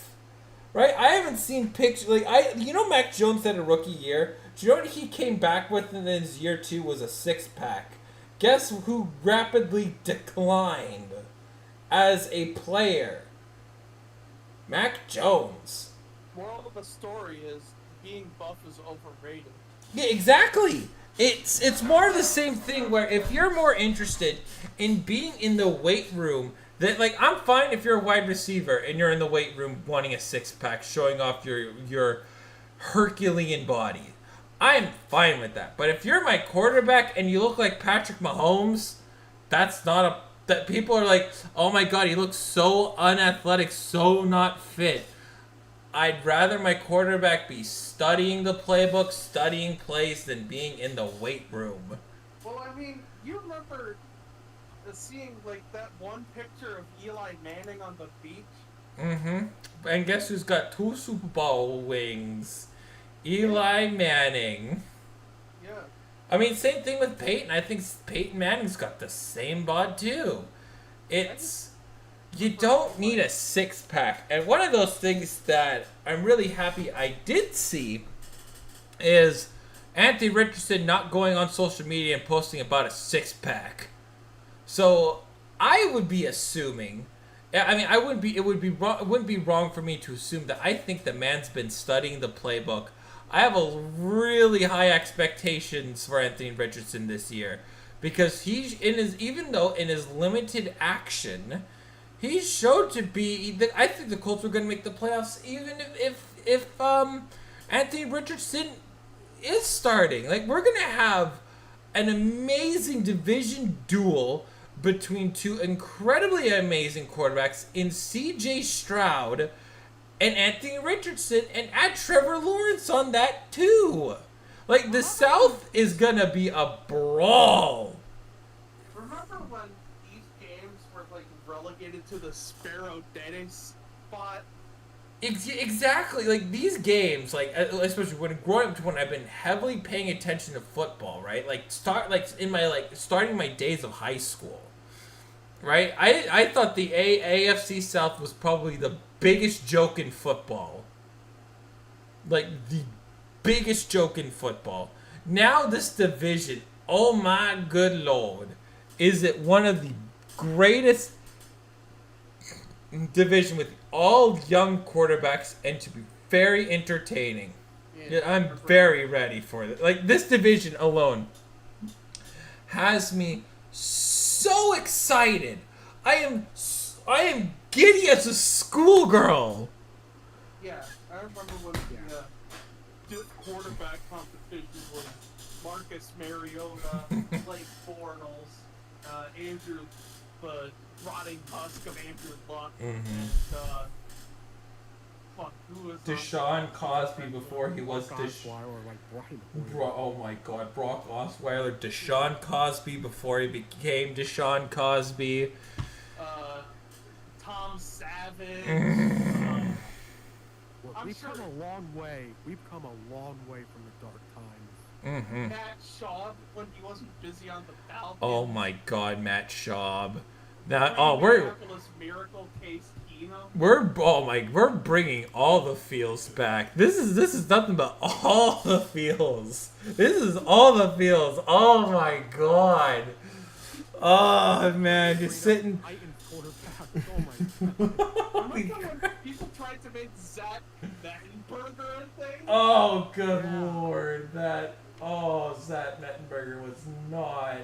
Oh. And his big thing was, J.J. Watt hates me because I take selfies. As I said, we've come a long way. We have come a long way. Oh, we have. This is gonna be so good. One more point about like quarterbacks and all that. And, like, if you're working out, let me just say this: if you're working out, I feel like something that would be a lot better than working on gaining a 6-pack is growing arm strength. I feel like if I was a quarterback that wanted to work out a lot, that's what I would do. I'd work on my arm strength. Yeah. Yeah, basically get that gorilla build where it's like nothing but arms and you can use them to arm move strength, around. yeah. I'd agree. Arm strength, yeah. Like, don't get me wrong. Like, you're gonna be in like good shape. Don't like I 100%. You're gonna be in good shape if you are an NFL quarterback. You're gonna be in like the demand for it is like, especially if you think for offensive linemen too. Like, you know what the shape they have to be in, like what football demands that they're in, and then we see the before and after photos. Yeah, you're having to take physicality every single play if you're like an lineman or like a defensive lineman. And don't even get me started on their they're just absolute like garbage fires of diets. No offense to these fine specimen, but they're regularly eating like 5,000-6,000 calories a day. That's just to And me. I will say, what really startles me, or what really gets my attention whenever I look at things like this, is whenever you see someone that's played a long time have to use their hands a lot, like, you know, a wide receiver or something, and you just see how manual they are. It's like, oh god. Doesn't Shaq have really fucked up hands? Or am I thinking of like Charles Barkley or something? I'd be thinking of somebody else. Shaq's hands don't look that bad. They look okay. They look fine.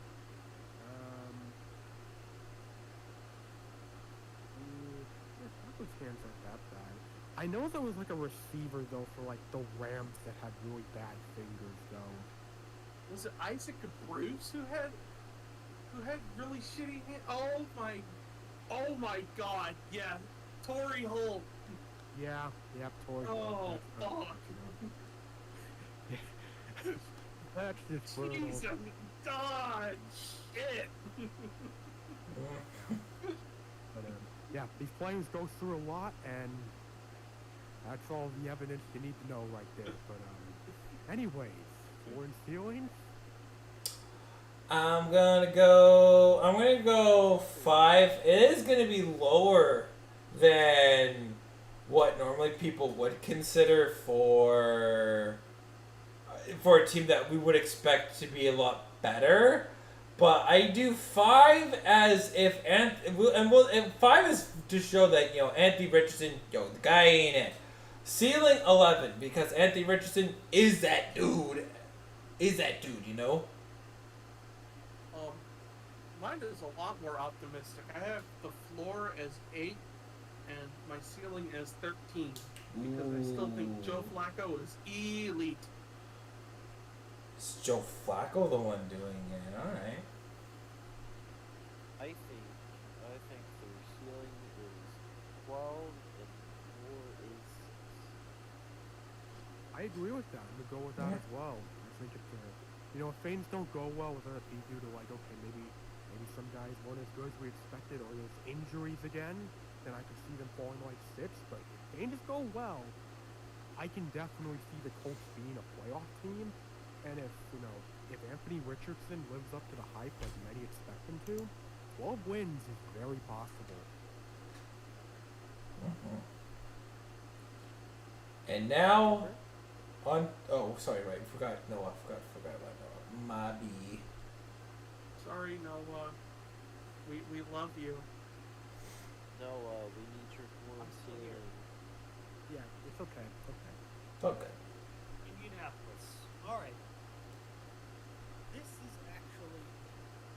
Hang on a second.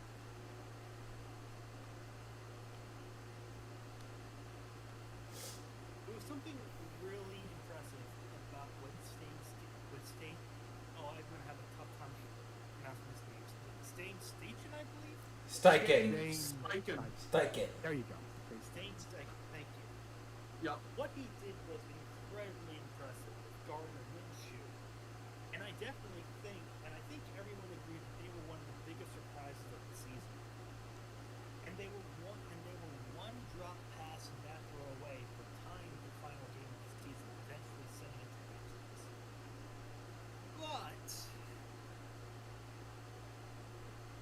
well, now they have Anthony Richardson back. And Anthony Richardson is one I've always been on the fence with. I definitely think that he can be a great person. A great player, I should say. But he's still a project, and I'm still not sure about his accuracy and his composure in the pocket. He is a runner, and a very good one. But that also is what got him hurt. I remember the Rams game being the one that really made his case. I still want to see a little bit more. We couldn't see what happened last year because he got hurt. And I do think the Colts could have been a lot better if AR actually stayed healthy. This is going to be his second year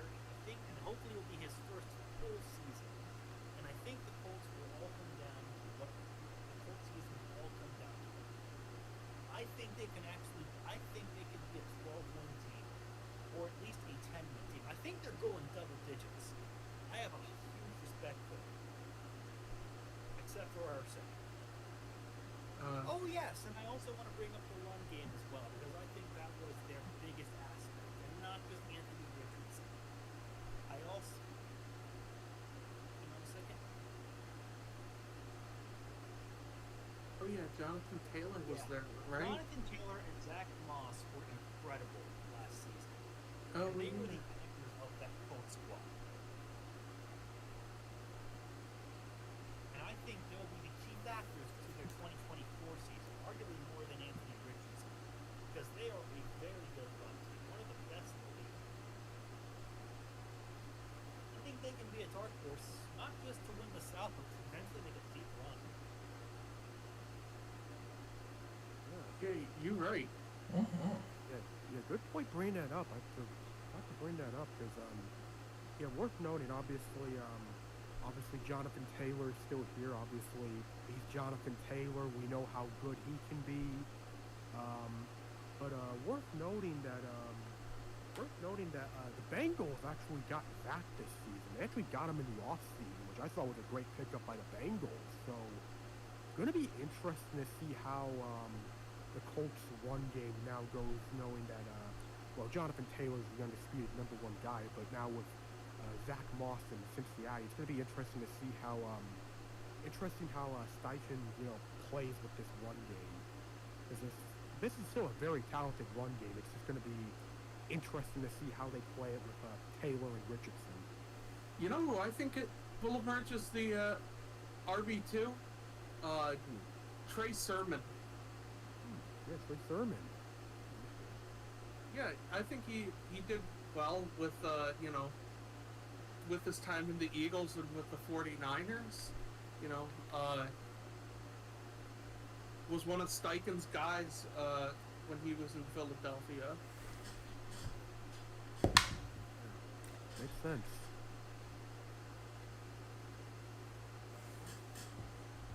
Last but not least, we now have Houston Texans, which, I mean, honestly, at least for me personally, I don't have a lot to really say about the Texans other than you got the quarterback.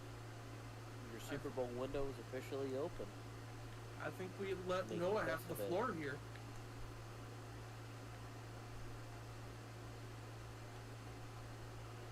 Noah, your time is now to start talking about the Houston Texans. Alright, but before that, I must ask you, what do you think of them? Because I think they're de facto favorites. And I also think they can be one of the very best teams in the league. Hard to say the best because the Chiefs exist, but I do think this will be the first time they can actually make a genuine run since, I believe, the magical 2012 season. Yeah, I was gonna say this is the best they've looked since Gary Kubiak was their head coach. I cannot wait for the Houston Texans this year. They are the Legitimately an probably exciting team. genuinely the team that I am genuinely most excited to watch this year. They have a lot of great things going for them, and it feels like even though they have you might have some caveats about one Stephon Diggs, I feel like a lot of that is. I feel like it's how you are willing to interpret it.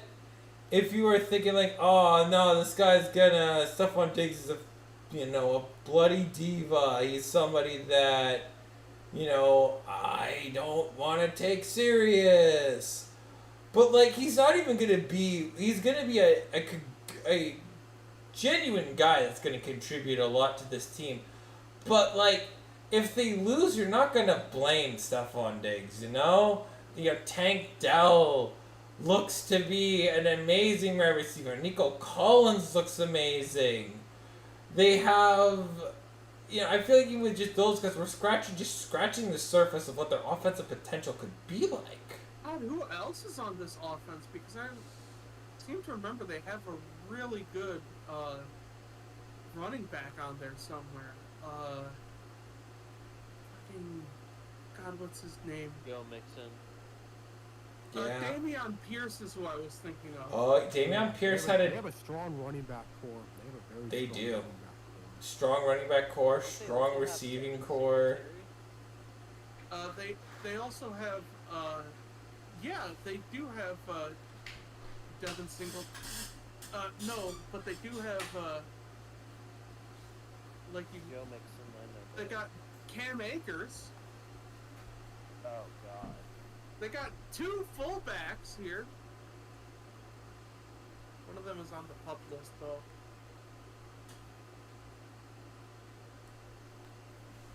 You know, with the Texans, with the roster they have, before we get back to that, just what impresses me the most is this is an incredible receiving core. And say what you want about a guy like Stephon Diggs, but here's the thing. This man's a wide receiver 3 on this roster. It is very hard to imagine someone like Stephon Diggs being a wide receiver 3. But that is an incredible wide receiver core you got there. I mean, Tank Dell, I loved watching Tank Dell last year. You also have Nico Collins, like obviously another very promising receiver right there. And there's so much good depth on this, wide receiver core. This is an incredible wide receiving core they got. 2023 was the first time that the Texans really had a quarterback and receiver duo in a very long time. And I think the Stroud-Dell duo was the jump start that really made things better for them. Unfortunately, that receiver duo couldn't be fully realized. Everyone knows what happens. Everyone knows what happened. Tank Dell got hurt and was out for this season. And while the Texans were able to still make the playoffs and even win a playoff game with him and Nico Collins, without Tank Dell, the Texans' offense could not be fully realized, and it was at its worst against the Rams. And you also have a running back who doubles as an elite kicker on this team. You got Dare Ogunbowale. Ah, yes, the legend running back field goal.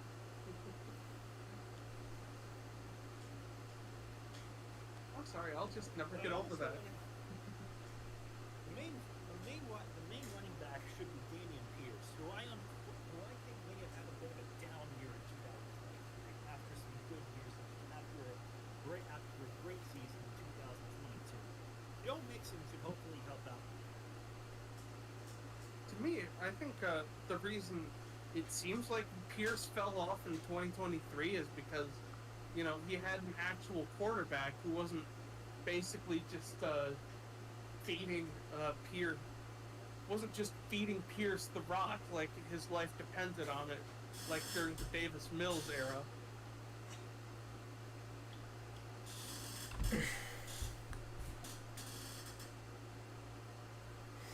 Yeah. I don't know really what to say about the Texans. They're like, the only thing I can really say about them, it's just like, this is their Super Bowl window. I don't know how long it'll last, but like, got a couple of years, so I think they're probably going to be one of the teams that buy at the deadline. What do they need exactly? I don't know. Maybe a little bit extra line, but like, other than that, like, I just feel like they're one of those teams this year that have like 20 preseason games. Because like, are they going to miss the playoffs if CJ Stroud is started? I don't think so.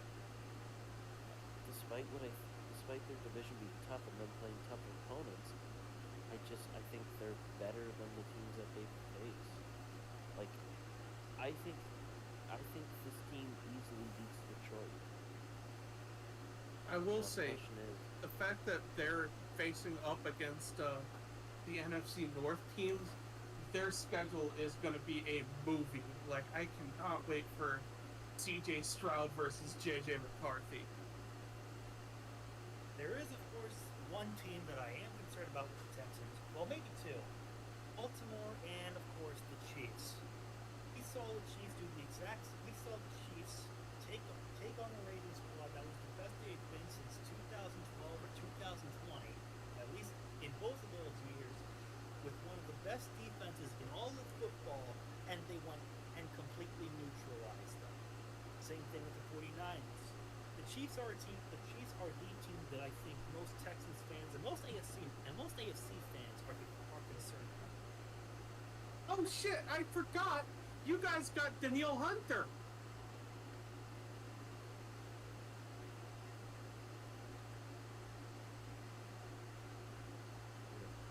Good. Man, I remember how many teams were rumored for Danielle Hunter during that time. There was definitely a lot of discussions, but yeah, when the Texans got him, it's like, yeah, he went to a good place. He went to a really good place. Yeah, and as the three NFC North fans will attest, Danielle Hunter is really good. Like, yeah. I can't wait for year 2. You know, I can't wait to see year 2 of the guy from Alabama drafted 3rd overall. Henry Tutu? What? Oh, Will Anderson. Will Anderson, Oh, yeah. Will Anderson. I said, I can't wait to see it, because Will Anderson, right? I think if you look at just not, say quarterback wasn't the most valuable position in football, Will Anderson would have gone 1st overall. I can't wait for season 2 of this guy potentially being another J.J. Watt for the Houston Texans. Can you imagine, healthy and prime J.J. Watt with this offense? I am salivating. J.J. Watt with Danielle Hunter, mind you. Mm-hmm.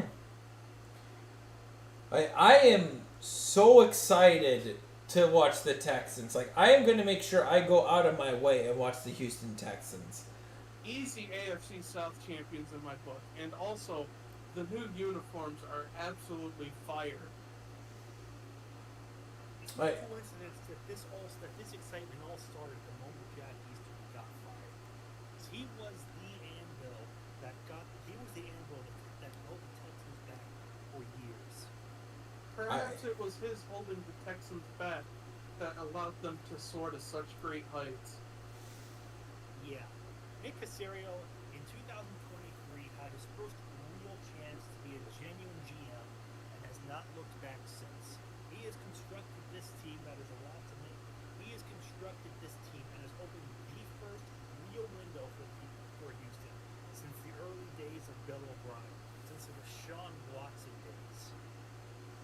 And is it just me, or is he conducting a lot of business with Minnesota?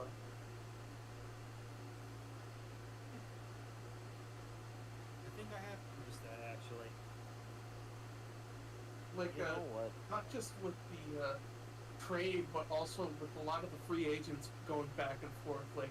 You got Danielle Hunter, we got Blake Cashman, and Jonathan Bernard, and I want to say, no wait, Van Ginkel was on the Dolphins. You know what? Here's what I think. I think CJ Stroud is going to be. I think CJ Stroud's going to be the only quarterback that Patrick Mahomes can't beat. I'm going to call it now. I need another year. Joe Burrow. I think it's Joe Burrow's one of them that can beat Mahomes. I think right now, the way I see it, I think Joe Burrow's probably the only AFC quarterback that can stand up to Patrick Mahomes. No, Really? Are you sure that Are you sure that Joe Flacco can't? No. Okay, Taegan. No, Taegan. Joe Flacco can't beat Mahomes. Come on. Joe Flacco. He was making a joke. He was making that. Oh wait, sorry, that was Spencer. Spencer, come on, you can't be saying this crazy stuff. Well, you know what? Regarding this conversation between Stroud and Holmes, all I'm gonna say is hopefully things go right. We're gonna see that first chance between the two on December 21st when the Texans play the Chiefs. Yeah, we'll see another. Fireworks. Maybe this could be the Brady Manning we so very much crave.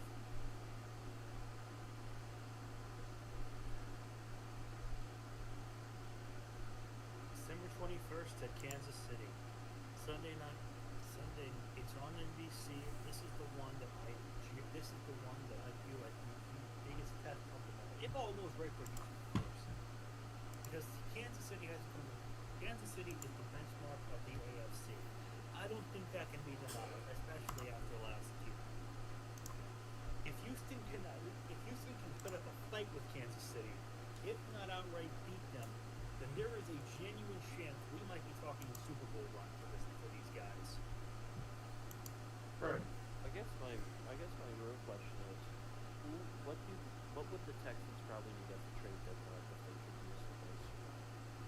And what teams would necessarily trade with them? Because I don't think anyone in the AFC is going to be trading with them. I think if They have anything, an you're going to have to look. They have an incredible offense. They have a great secondary, but I feel like their lines are the ones that will make or break them. Their offensive line and their defensive line. Their offensive line has been pretty notorious, even as recent as last year, to allow a bunch of pressure on Stroud. I mean, Bears got Tevin Jenkins if Ryan Cole decides that he's not going to resign Jenkins. He'll probably be on the board. Other than that, I mean, I don't know where you're looking at offensive line wise. Defensive line too is kind of hard to come by, but I mean, honestly, not a good D line. Bears, yeah, but here's something that I kind of like wonder with. I think there's a less than a greater than 1% chance that Derek Brown could be traded to the Texans. DT from the Panthers. He's the only DT in history to have over 100 tackles in a season. I'll tore up that inside, so they don't have to do something like move a former bust inside, like maybe like Mario Edwards or Derek Barnett.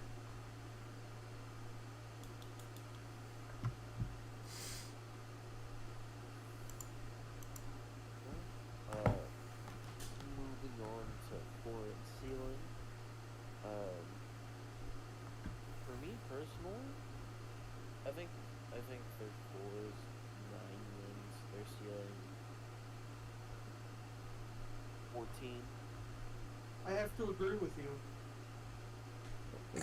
Yeah, ceiling 14, floor like 9. I'll go with that as well. Like, I think that's, the Texans after seeing the potential here, what potential we saw last season, how they made the playoffs, and seeing that they got even better this offseason through, things like through the, offseason with them the moves they made, whether that's signings or trades. Like, yeah, I think floor of 9 and a ceiling of 14, extremely fair.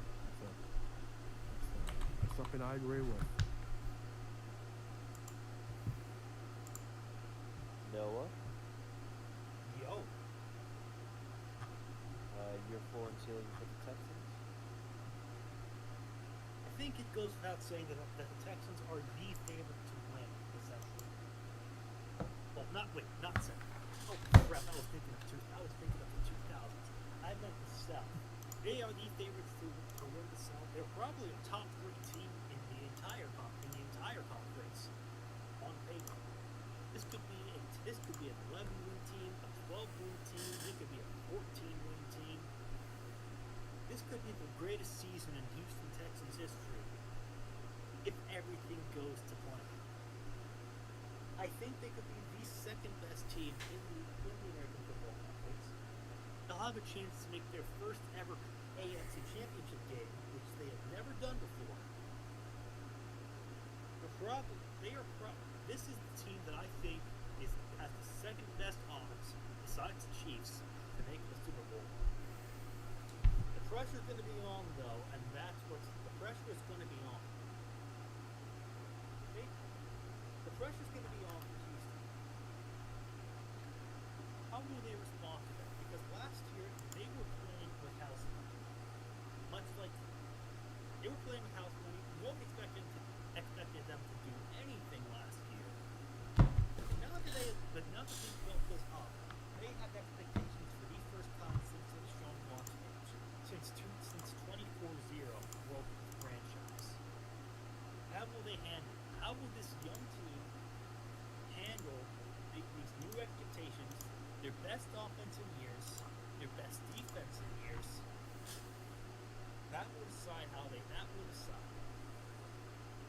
There's never been a better time to be a Texans fan since 2012. And I think the Houston Texans coaches and players know it.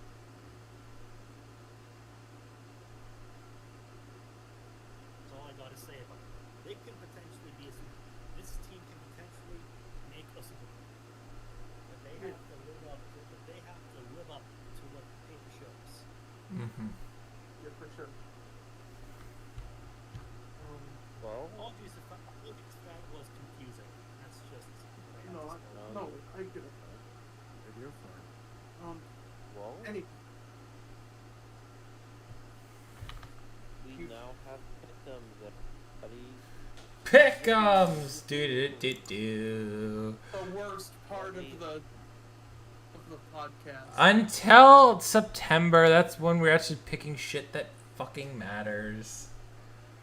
Anywho, you pick 5 random preseason games. I'll go first for next week. I will choose Patriots, Titans, Bills,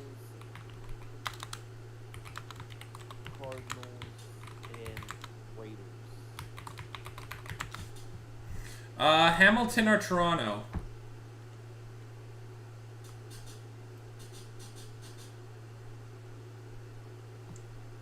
Taegan. I said Toronto. Oh, I didn't hear you. Sorry. Yeah, You said. we didn't hear you. I think your microphone cut off. Okay, BC and Edmonton.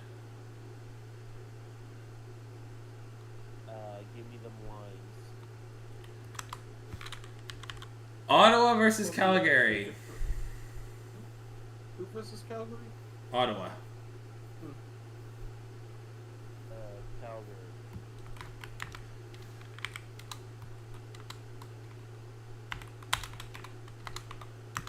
And Toronto versus Saskatoon. Give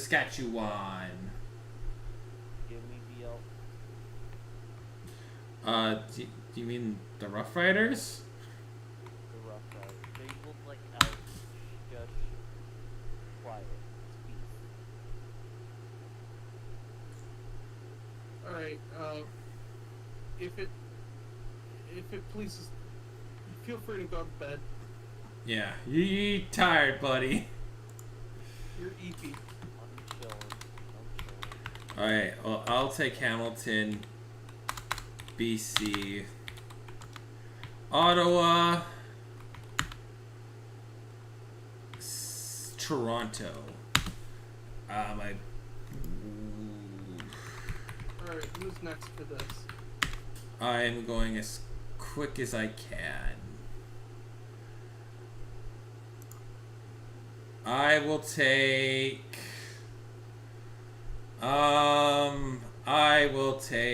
the Jets, Seahawks.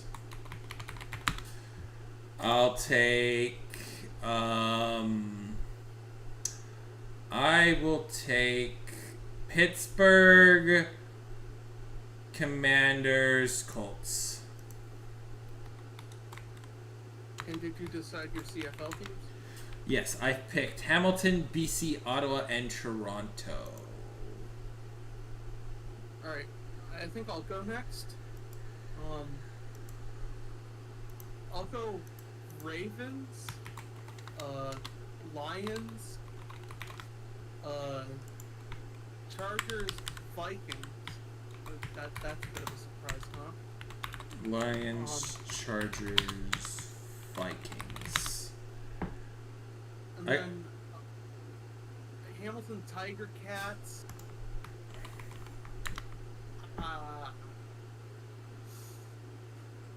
What were the other three? BC versus Edmonton. BC Lions.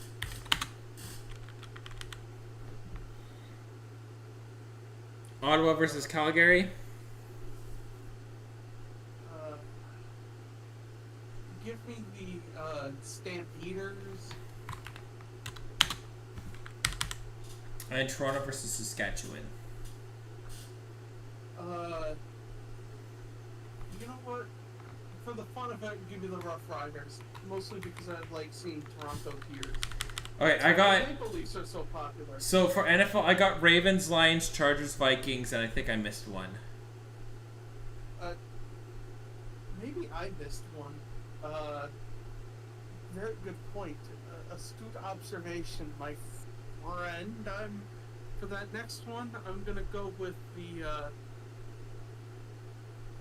with what I meant to say, which is the Buccaneers. Thank you kindly. Mr. Nickman. Yes, I will give my 5 random teams. Okay, I'll go Patriots. I will pick the Dolphins. Actually, no, not the Dolphins. I'll take the Jets over the Panthers.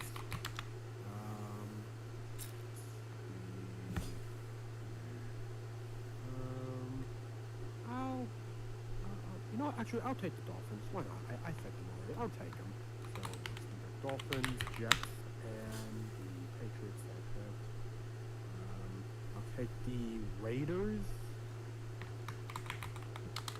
And I'll take the 49ers. And Hamilton or Toronto.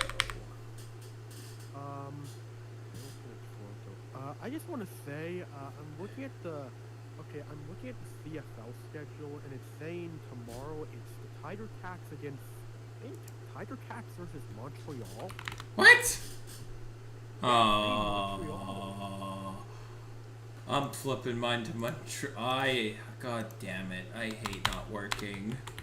Sorry, I hate working a shit ton of hours. Sorry. Yeah, I'm taking Montreal. Yeah, Montreal. Lions, Elks. You know, I've seen that the Elks have figured out a thing called offense since they made a quarterback switch. Mm-hmm. You know what? Sure, I'll go Edmonton. Fuck, I'm gonna switch mine to Edmonton. I'm gonna change mine to Edmonton purely because, BC got shut out last week. I think I'm gonna have a new toy syndrome, but I'm still right with Ottawa and Calgary, right? Yes, Red Black Surf Okay. 180 Stampeders on Thursday. Oh fuck, I fucked up. It's Montreal. God fucking damn it. It's Montreal versus Saskatchewan. Yeah, let's see, Red Black Stampeders. I'll take the Stampeders. I saw that the recent Red Blacks game ended in a tie, so that was pretty funny. And Montreal versus the Rough Riders. And I'll go Montreal again, why not? Who'd you pick, Calgary or Ottawa? Calgary. Okay. Coolio. Alright, maybe I'll make sure I have it properly set for you guys next week. Maybe you need to go to bed soon, huh? No, it's Luke. Maybe you should write the schedule when you have a day off. You know, that's offensive because I know you don't have days off. I had one yesterday. It's my last day off for probably 3-4 weeks. Just think of the big check. Just think the big check I'll get. Think of the big check I'm gonna get. I'll be fine. You working at Freddy Fazbear's Pizza, you know. Yeah, hard. I hate my job. I hate my job. I mean, I sent you all those brain rot memes on the DMs for a reason. Yeah, is Taegan still here? I think he fell asleep. Well, make some of them, if it seems brain rotty enough, just redirect it to Taegan. Fuck off, actually. Because like I'm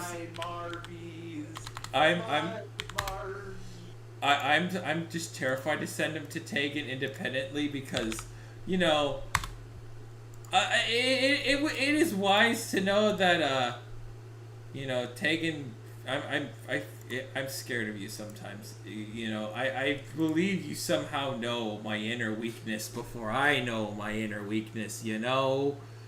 By the way, would you want to, I don't know where the feint is, but it's like, you know, maybe just so, like, you know, so this kind of gets avoided, I could, like, kind of, I could check to make sure that, you know, you got the games right and all that. Yeah, what's your Gmail?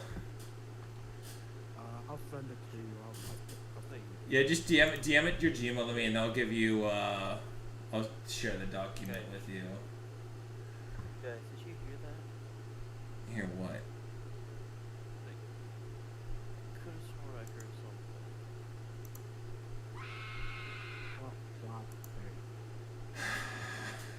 something. There it is again. There it is again.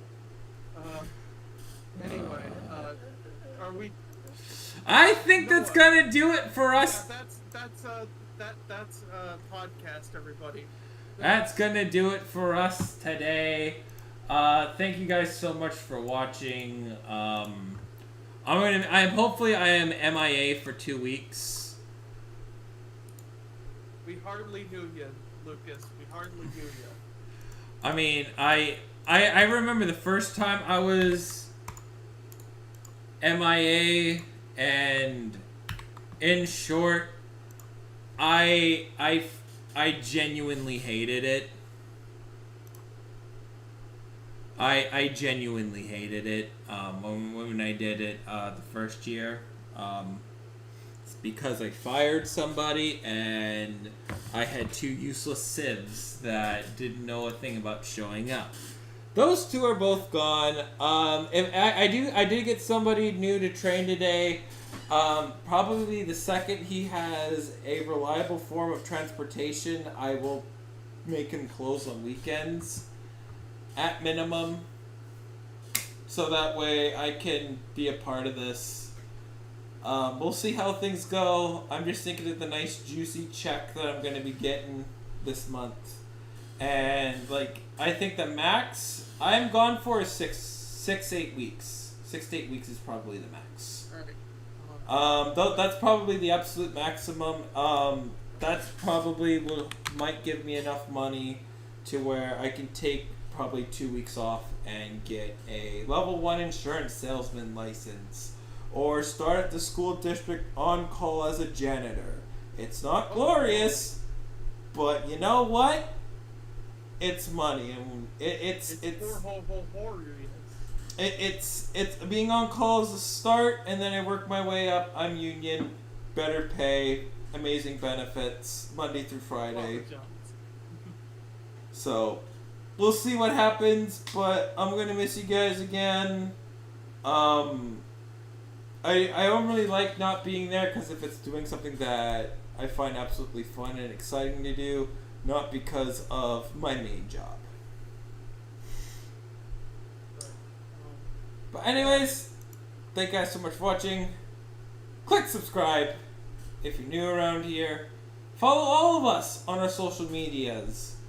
And until then, I will see you guys in a couple weeks. They'll see you next week, but yeah, I'll see you then. Take care of it's yourselves. The big one. We're talking NFC North. I'm so mad I'm missing the NFC North. Anyways, I'll see you dudes later. GG's.